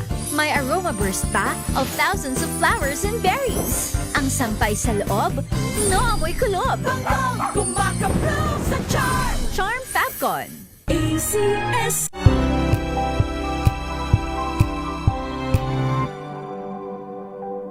Hello, Washi! Laundry day na naman! Yay! Anong meron? Mancha ng chocolate, putik, may libag pa! Kaya natin yan! With Pride Washing Machine Detergent, may triple stain-away formula. Tanggal ang makapit, madikit, at malupit na dumit-mancha. Kaya easy-easy ang labada. Mula noon hanggang ngayon! All you need is pride! All you need is pride! ACS. Angelo Palmones, magandang umaga, Pilipinas! 25 makalipas ang alas 5 ng umaga. Sa mga may importanteng lakad, huwag kalimutan magmaon ng proteksyon laban sa mikrobyo. May dalawang formulation ng family alcohol na pwede nating pagpilian. Yung family 70% isopropyl alcohol, especially prepared for clinics, hospital, pharmacies, laboratories, pero okay na okay din po yan sa mga households. Very effective sa disinfection at sterilization. Ganyan na bagsik ng family 70% isopropyl alcohol. Maghapon man natin gamitin, no problem. Hindi po manunuyo ang ating mga kamay dahil meron po itong moisturizer. Yun namang mabangong family rubbing compound improved alcohol. Aba, yun, yung mabangong isopropyl alcohol na ginagamit po ng mga masahista, mga barbero, mga doktor, mga nurse, mga kabadrona for sponge baiting and other cleansing purposes. Family rubbing alcohol parang di sa reachable na sa mahabang panahon. Mabibili sa namang butika at convenience stores nationwide. Family rubbing alcohol, hindi lang pampamilya, pang sports pa. Ay, magandang umaga sa mga blind masseur sa iba't ibang mga airports, ha? Yung isa, kinukumusta niya si Supremo. Pagka daw nagkita kami ni Senator Lito lapid-lapid, batiin daw sila, ha? Dahil nakakalimutan niya na daw, Sen, magpamasahe sa kanila, ha? Mamalengke muna tayo. Nasa 7th Avenue, Caloocan Market si Edwin Duque. Uy, yala, tumaas daw ang presyo ng karne. Alamin natin kung bakit. May buntag mo, Edwin. May buntag, Freddy Miguel. Walang forever yung presyo. Tapos yung dalawang araw na bumaba yung presyo ng Freddy Miguel, hindi namang tumas ito sa 320. Nung unang baba nito, pumalo ng 280 at ito kahapon, nagkaroon ng 300. Pero namang 320 dito sa 7th Avenue, dito sa Caloocan. Yung pork chop, ang giniling, ang pigi, yan ay 320. Yung pata ulihan ay 300. Yung unahan ay 300. Yung litro ingel Yun ang hindi nagbabagong presyo ay 360, no? Sa lahat ng palengke, 360 din po. Abang itong presyo naman ng isda, itong bangos, at ay pumalo naman ko dyan ng 260. Ang Bulacan, itong galing na Bulacan ay 220. Ayan, ang tilapia, ito pumalo naman ng 160 yung malalaki. Yung medyo kaliitan ay 140. Ito yung isda na Batangas. Habang yung galing naman ng Bulacan Region, ito yung medyo mababa kunti. 90 hanggang 110 pesos bawat kilo. Tumas din bagya ng 320 itong galunggong at yellowfin 330. Yan. Ang pusit, ito yung medyo mataas-taas na rin kunti. Ang pusit tumot, noong isang araw ay 180, 210. Ang pusit kalawang 210. Ang calamares 330. So, 40 halos ang itinas ito. Yung swim, ito ay 180 at pinakamataas sa presyo nito, yung pinakamalaki ay 530 pesos. Yung espada, ito yung mataas-taas ka rin, nasa 380. Ang bisugong tunay, 320. Ang lapo-lapo, 240 hanggang 480. Yung salay-salay, 240. At ito naman yung bagyang tagas kunti. Sa presyo ng manok ay natiling 200 pesos ang bawat kilo. Ang presyo ng gulay, 160 pa rin. Ang napalaya, ang kalabasa, 60 pesos. Ang kamatis, 40 hanggang 50. At yung malalaking klase ay 60 pesos bawat kilo. Ako itong Labanos Diesel, bumaba ng 10 piso mula sa 90 ngayon 80 pesos. At talong, itong mataas na sa kuntihan talong at dahil lumabot ito ng 100 pesos mula sa dating 80 pesos. Ang luya, 160. Ang sibuyas, 180 at ang imported ay 100 pesos. Yung bawang at yung ibang gulay ay hindi naman gulay presyo. Ano pa dito sa siling na puso na siling 300. Ang siling na panigang ay ito medyo mababa pa rin. Nasa 50 hanggang 60 pesos. Yung makopa, 200 pesos pa rin bawat kilo. Ang presyo ng prutas, talaga paggalaw. At habang yung mga dahon-dahon ay wala rin mga paggalaw. Ang presyo ng bigas, mula sa 35, 40. Susundan ito ng 53, 56, habang yung brown rice 56, yung bagong ano ito, pinakabababa ngayon ay 40 pesos. Sa malagkit, 58, merong 80 at ang pinakawad ng klase, 100 pesos pa rin kayo dyan. Yan, natingat mo sa monitoring ang report mula pa rin sa 7th Avenue. Dito pa rin sa Caloocan Maris 23. At Linduki na gulat sa Tisa Resort sa Pilipinas, una sa Pilipinas. Dagan salamat, Edwin. Naimbag na bigyan sa mga suki natin dyan po sa Abulog, Cagayan. Karamihan sa atin, sanay na pinipigay yung katas ng lemon. Pero pagkatapos, itinatapon ho natin yung balat, di ho ba? Wag ho. Ayon ho sa mga eksperto, lalong-lalo na yung mga dalubhasa sa nutrisyon, ang tinatapon pala nating balat ng lemon ang siyang most powerful part ng prutas na hitik sa benepisyong pangkalusugan. Bagamat masustansya ang juice ng lemon, ang lemon zest o yung kinayod na balat naman ito ay nagtataglay ng mas mataas na konsentrasyon ng antioxidants. Ang mga compound na ito ay nagbibigay ng mas matinding proteksyon laban sa inflammation o pamamaga at oxidative stress na sanhi ng pagkasira ng sel ng ating katawan. Hindi lang basta pampabango ng pagkain yung balat ng lemon, itinuturing din itong superfood dahil sa mga sumusunod. 1. Maganda daw po ang balat ng lemon sa detoxification. Ang mga natural oils nito ay tumutulong sa atay o yung liver para ma-flush out ang toxin. Immune booster. Mayaman ito sa vitamin C, flavonoids at mahalagang compounds na nagpapalakas ng ating resistensya laban sa sakit. Nakatutulong din po ito sa digestion. Nakatutulong ang balat ng lemon sa pagbabawas ng bloating o yung bang pagkakabag at nagpapanatili ng magandang bakterya sa ating bituka. Kaya sa susunod ho, yung nabili ninyo dyan sa 7th Avenue Caloocan Market na pinuntahan ni Edwin Duque, yung nabili nyong lemon, pagkapiga, wag ho ninyong itatapon. I-grate ho ng ang kaunting balat sa ibabaw ng salad, ihalo sa inyong smoothies o teas, ibudbud sa mainit na sabaw o yung inyong sopas, ihalo sa warm water para naman sa inyong morning drink. Kita ho ninyo, ang daming benepisyo ho ng lemon. Magandang umaga, Pilipinas! May kantahan. Lemon tree, very pretty, but the lemon flower is sweet. Flower is sweet. O, ibig sabihin, may pwede ka palang kumuha ng arena. Lemon flower eh. But the fruit of the poor lemon is impossible to eat. Bagong balita, bagong impormasyon. Kasama si Kuya Angelo Palmones. Magandang umaga, Pilipinas! Hindi ko na itutuloy ang pagkanta dahil paparating na si Basyang. Baka lalong lumakas pa. Ayan. Ay, kumusta na ho yung mga taga-Quezon, ha? Para ho sa mga kababayan nating pauwi ng Pilipinas, lalong-lalo na yung manggagaling po sa iba't ibang panig ho ng mundo, ha? Aba, kung magpapasalubong kayo ng tsokolate, tangerine chocolate, yan po ay produkto ng mga magniniyog ng mga magsasaka dyan po sa lalawigan ng Quezon. Sa tulong po ni Dr. Helen Tan, yung po mga planting material ng kakao galing Davao, hinakot po yan para maitanim sa ilalim po ng mga nyugan, kaya ngayon nagpuproduce na sila ng dekalidad na cacao beans, pinoprocess para maging tangerine chocolate. Available yan sa 0919-095-5935. May mahigit 10 variants po ang tangerine chocolate na mga raw material. Galing din po sa ani ng mga magsasaka. I-check po ninyo sa tangerinechocolate.ph.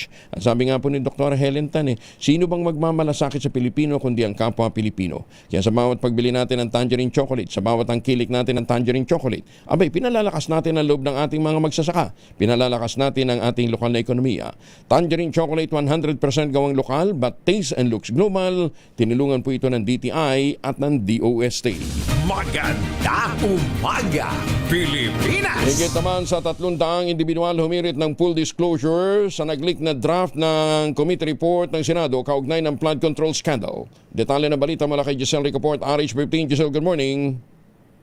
Good morning, Kuya Angel. 347 individual ang humihiling sa Senado ng full disclosure ng nag-leak na draft ng Senate Blue Ribbon Committee na nagre-recommendang kasuhan ng plunder at malversation ang ilang drafe at kasalukuyang senador. Naghain si Atty. Eldridge Marvin Aceron ng petition for full disclosure at iginiit na karapatan ito ng sambayan ng Pilipino sa impormasyon sa mga bagay na may pampublikong interes sa ilalim ng Article 3, Section 7 ng Konstitusyon. Matatandaan sa lumabas na sulat, binabawi na Senator Mig Zubiri, J.V. Ejercito at Wing Gastorian ang kanilang mga lagda sa draft report ng panel.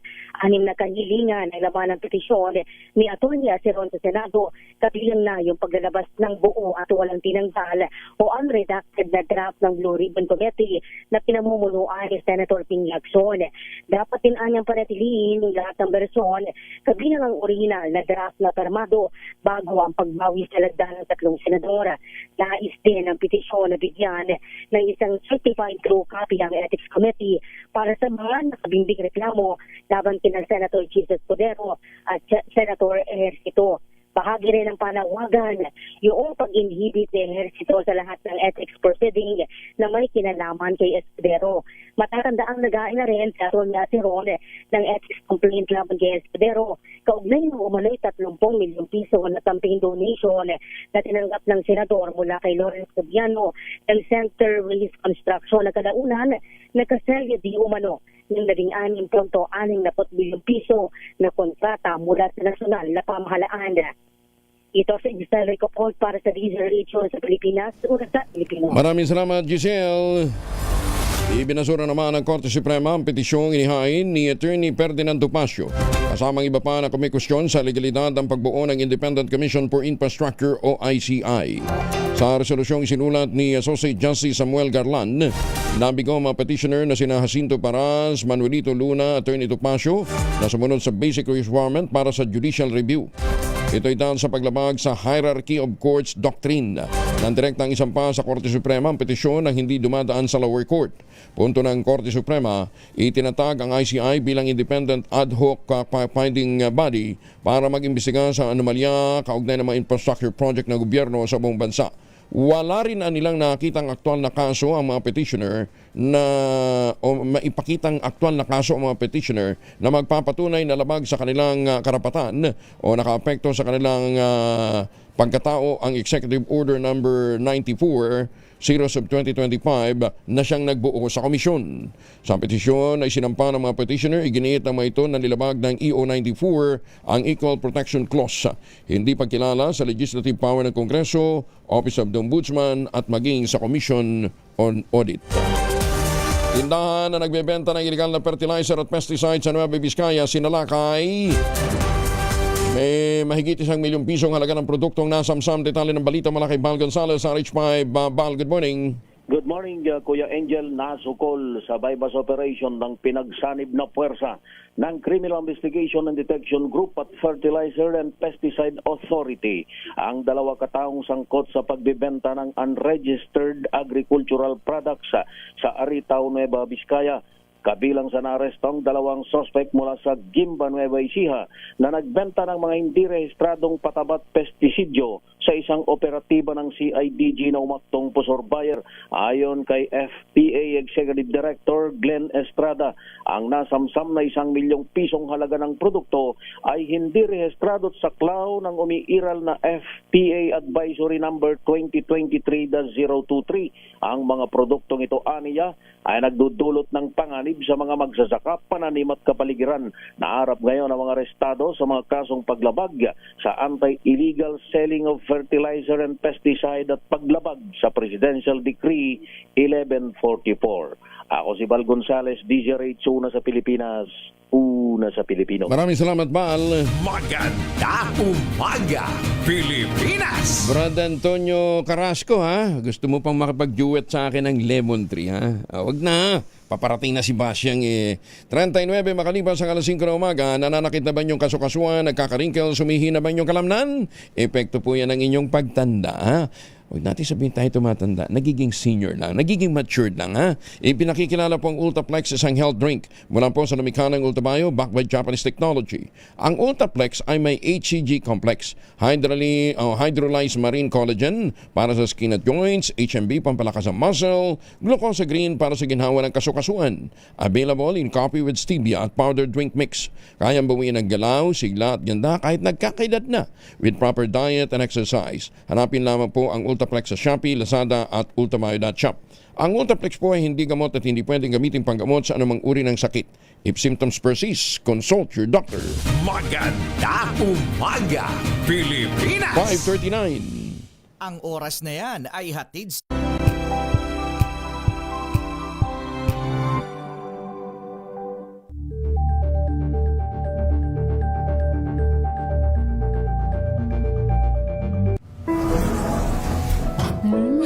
Amoy forever. Amoy LQ. Amoy New Cala Berry Blooms. Amoy Cala, amoy good vibes.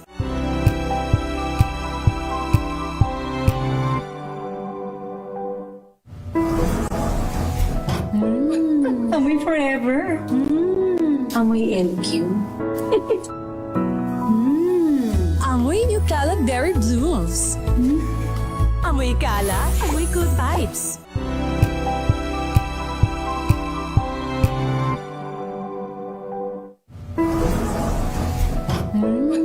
Amoy forever. Amoy LQ. Amoy New Cala Berry Blooms.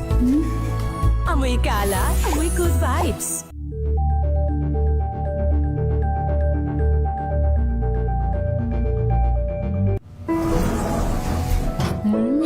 Amoy forever. Amoy LQ. Amoy New Cala Berry Blooms. Amoy Cala, amoy good vibes.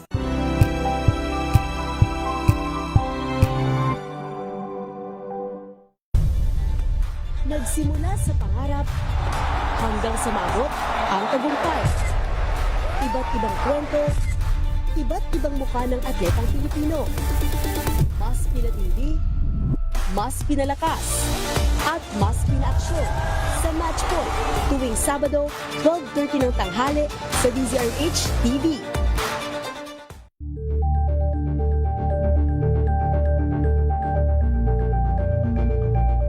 Tambalan Walang Anthony Taberna at Jerry Baha ang gigising sa inyong umaga dahil lalatay ang humahagupit na diskusyon at komentaryo Lunes hanggang Biyernes sa 2x2.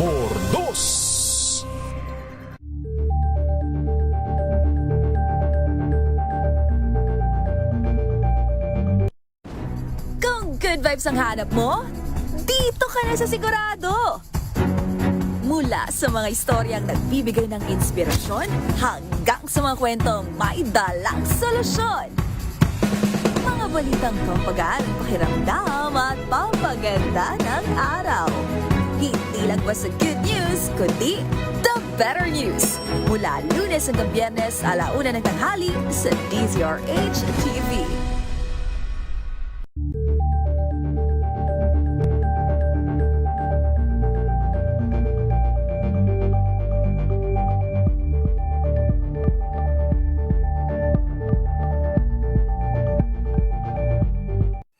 Mga balitang gigising sa inyong umaga. Mga balitang kailangan mong malaman. Mapapakinggan sa ACS Balita sa 2x2. Kasama sina Anthony Taberna at Jerry Baha. Lunes hanggang Biyernes.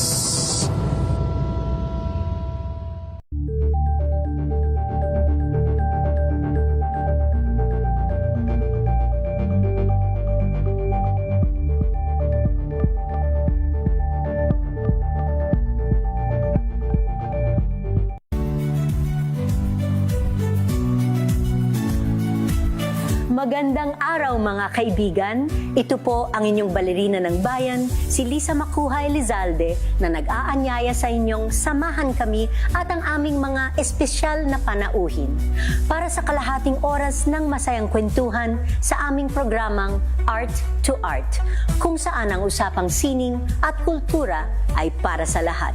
Huwag kaliligtaan, tuwing linggo, 3:30 ng hapon, dito lamang sa DZRH Radio, DZRH TV, at via online streaming.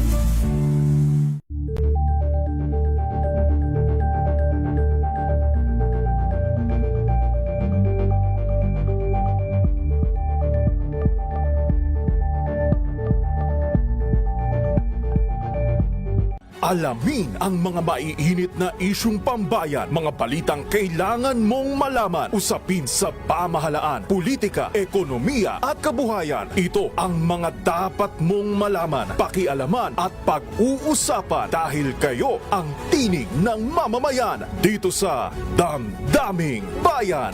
Live sa DZRH Radio, DZRH TV at DZRH Digital. Kasama sina Lakay, Deo Macalma at Elaine Apit. Araw-araw, Lunes hanggang Biyernes. Damdaming Bayan.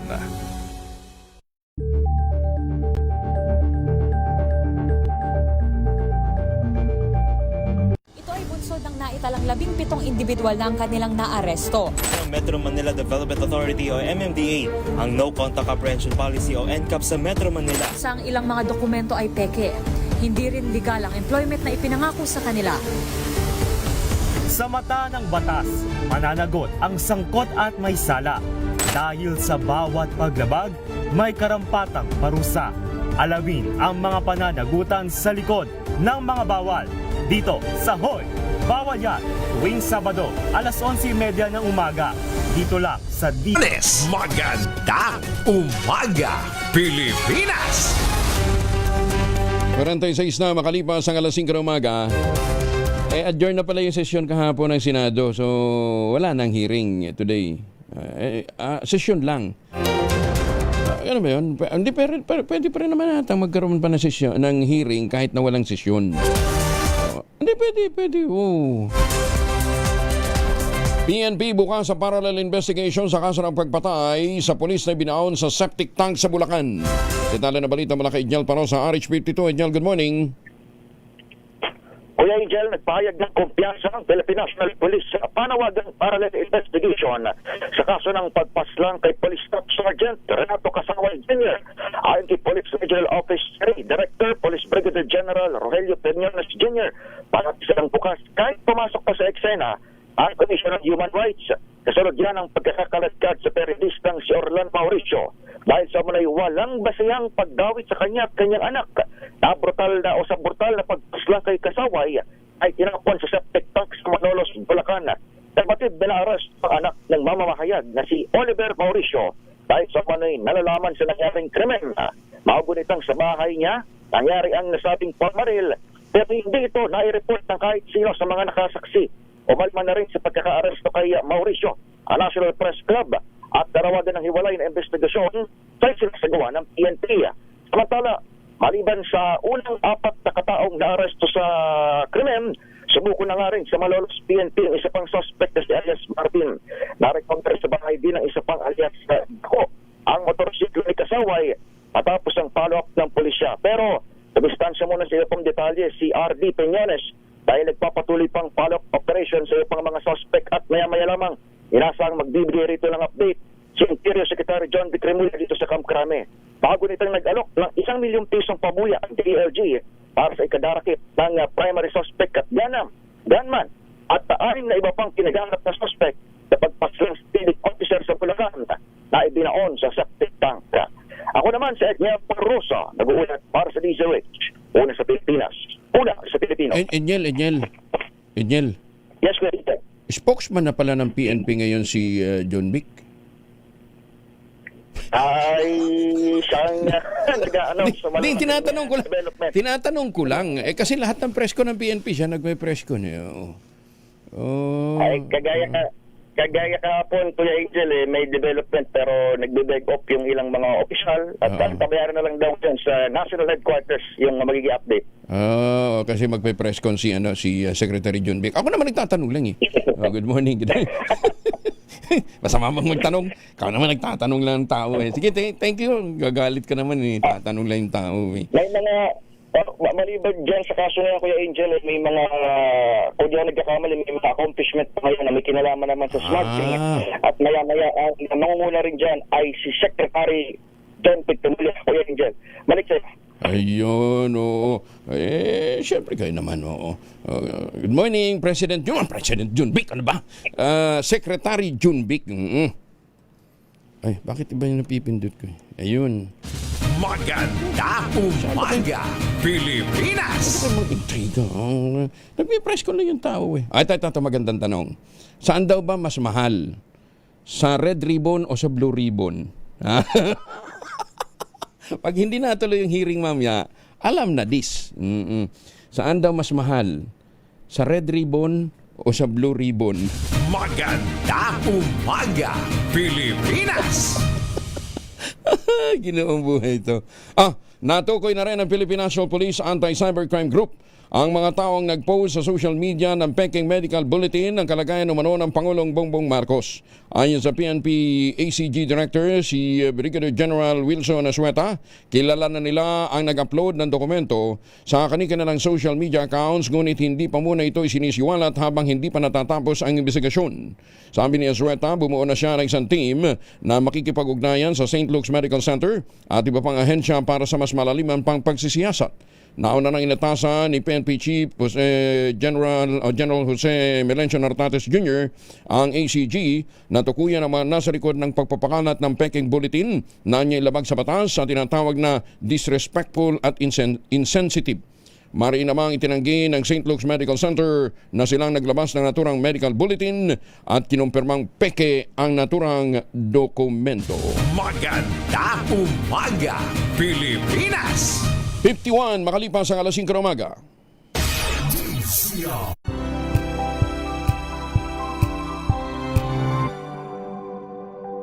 This Saturday on Scene Zone, #World-Class Theater Experience mula sa Broadway classic Les Miserables World Tour Spectacular.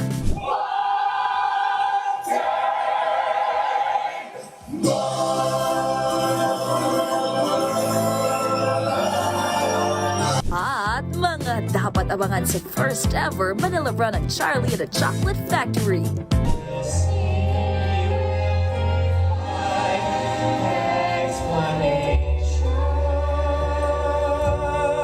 Alas 12 ng tanghali dito lang sa DZRH TV.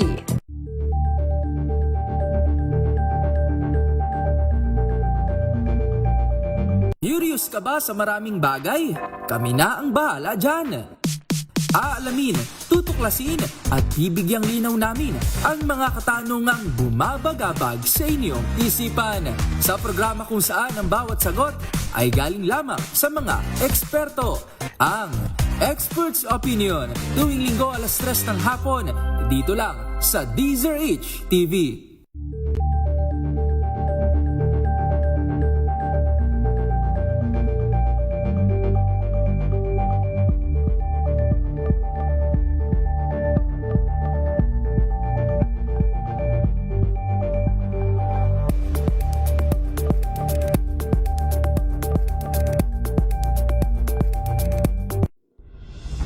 Tuloy-tuloy ang pagtulong, tuloy-tuloy ang pagseserbisyo at tuloy-tuloy ang balitaan kasama si May Binauhan sa Operation Tulong mula Lunes hanggang Biyernes.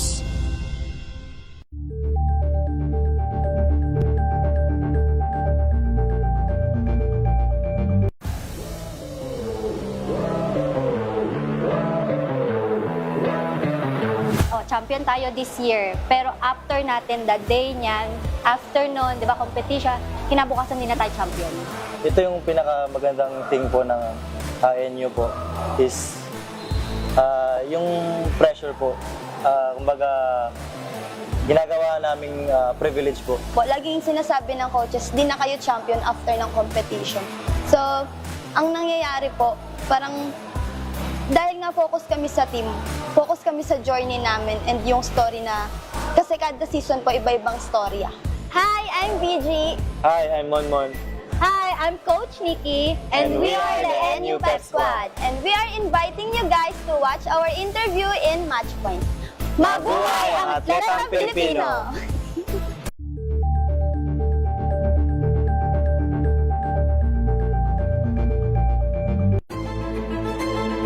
Pakikinggan ang bawat panig. When you fight for justice, think about the queer people. Kung hindi kami magkukwento, sino ang magkukwento para sa amin?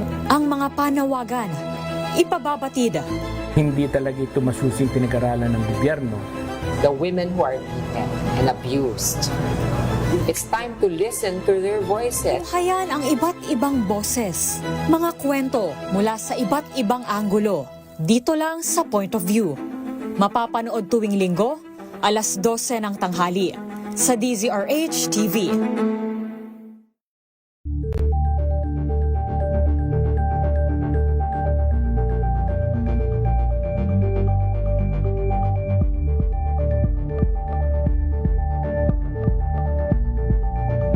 Kay Melvin Letrudo. Ayan, buenos dias kay Melvin, sabi ni Boboy Carion. Ang DTI daw, birahin nyo naman ang DTI kasi ubod taas na naman ang presyo ng mga bilihin, pati ng karne, ng baboy.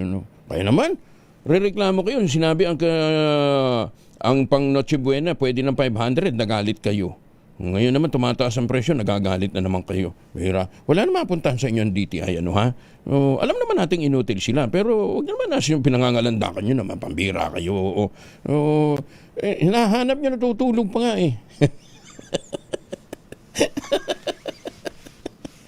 Huwag naman kayong ganyan.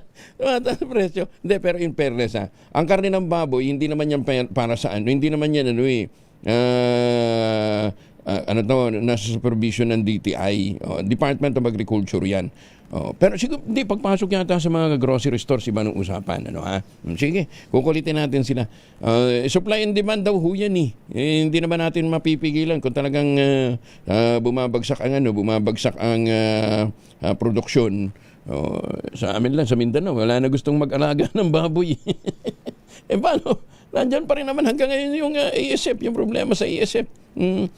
Kinukumbinsi nga ako, mag-alaga daw uli ng baboy. Ano ako, bali.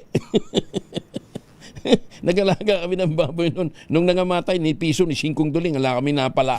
Maganda umaga, Pilipinas! Nagbitiw bilang kongresista si ACT-CIS Representative Edvic Yap. Isa sa mga mababatas na nasa sangkot sa issue ng flood control scandal. Inanunsyo ni late Representative Ana Victoria Veloso Tuason ang pagre-resign ni Yap sa pamamagitan ng pagbasa sa sulat na ipinadala nito sa plenary session ng Kamara. Matatandang bukod kay Yap na dadamit din sa maanumalyang infrastructure project ang kapatid nitong si Benguet Representative Eric Yap. Kasunod nito, inatasan naman ni House Deputy Speaker Alonto Adjong, si House Secretary General Chinoy Grapil na alisin ang pangalan ni Yap sa role ng mga membro ng Kamara. Sino kayong papalit sa kanya, ha? Yan, yung magkapatid niya po kasi, talaga naman din dapat talagang maimbestigahan, ano ha? Nag-shopping ba naman? Kaliwat kanan ng mga properties dito sa Quezon City. Sino nakabili ng Alfredos? Diyan sa Quezon City. Oo, tsaka kung bumibili ng properties dati yan. Sabi ng isang kaibigan ko, nabilhin nila ng propiedad. Cash! Tsaka hindi tumatawad.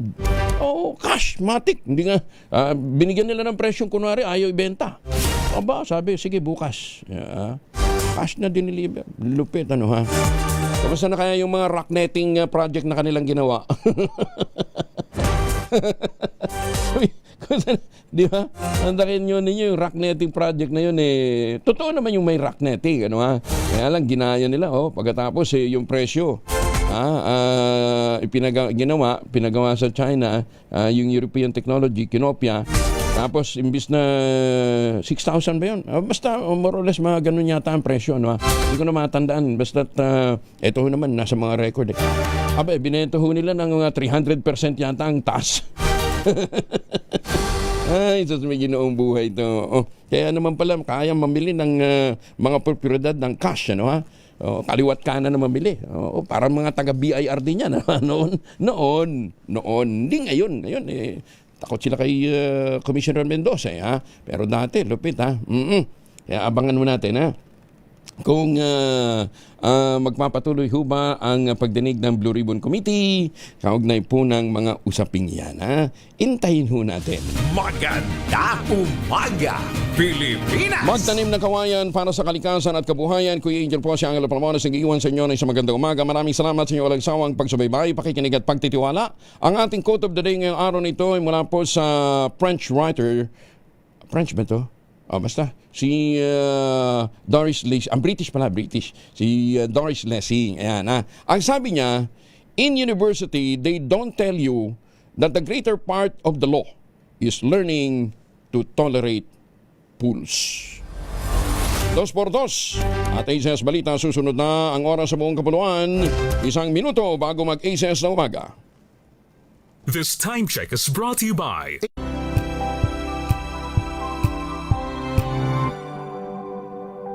tinesting, sinuri, siniyasan. Ang resulta,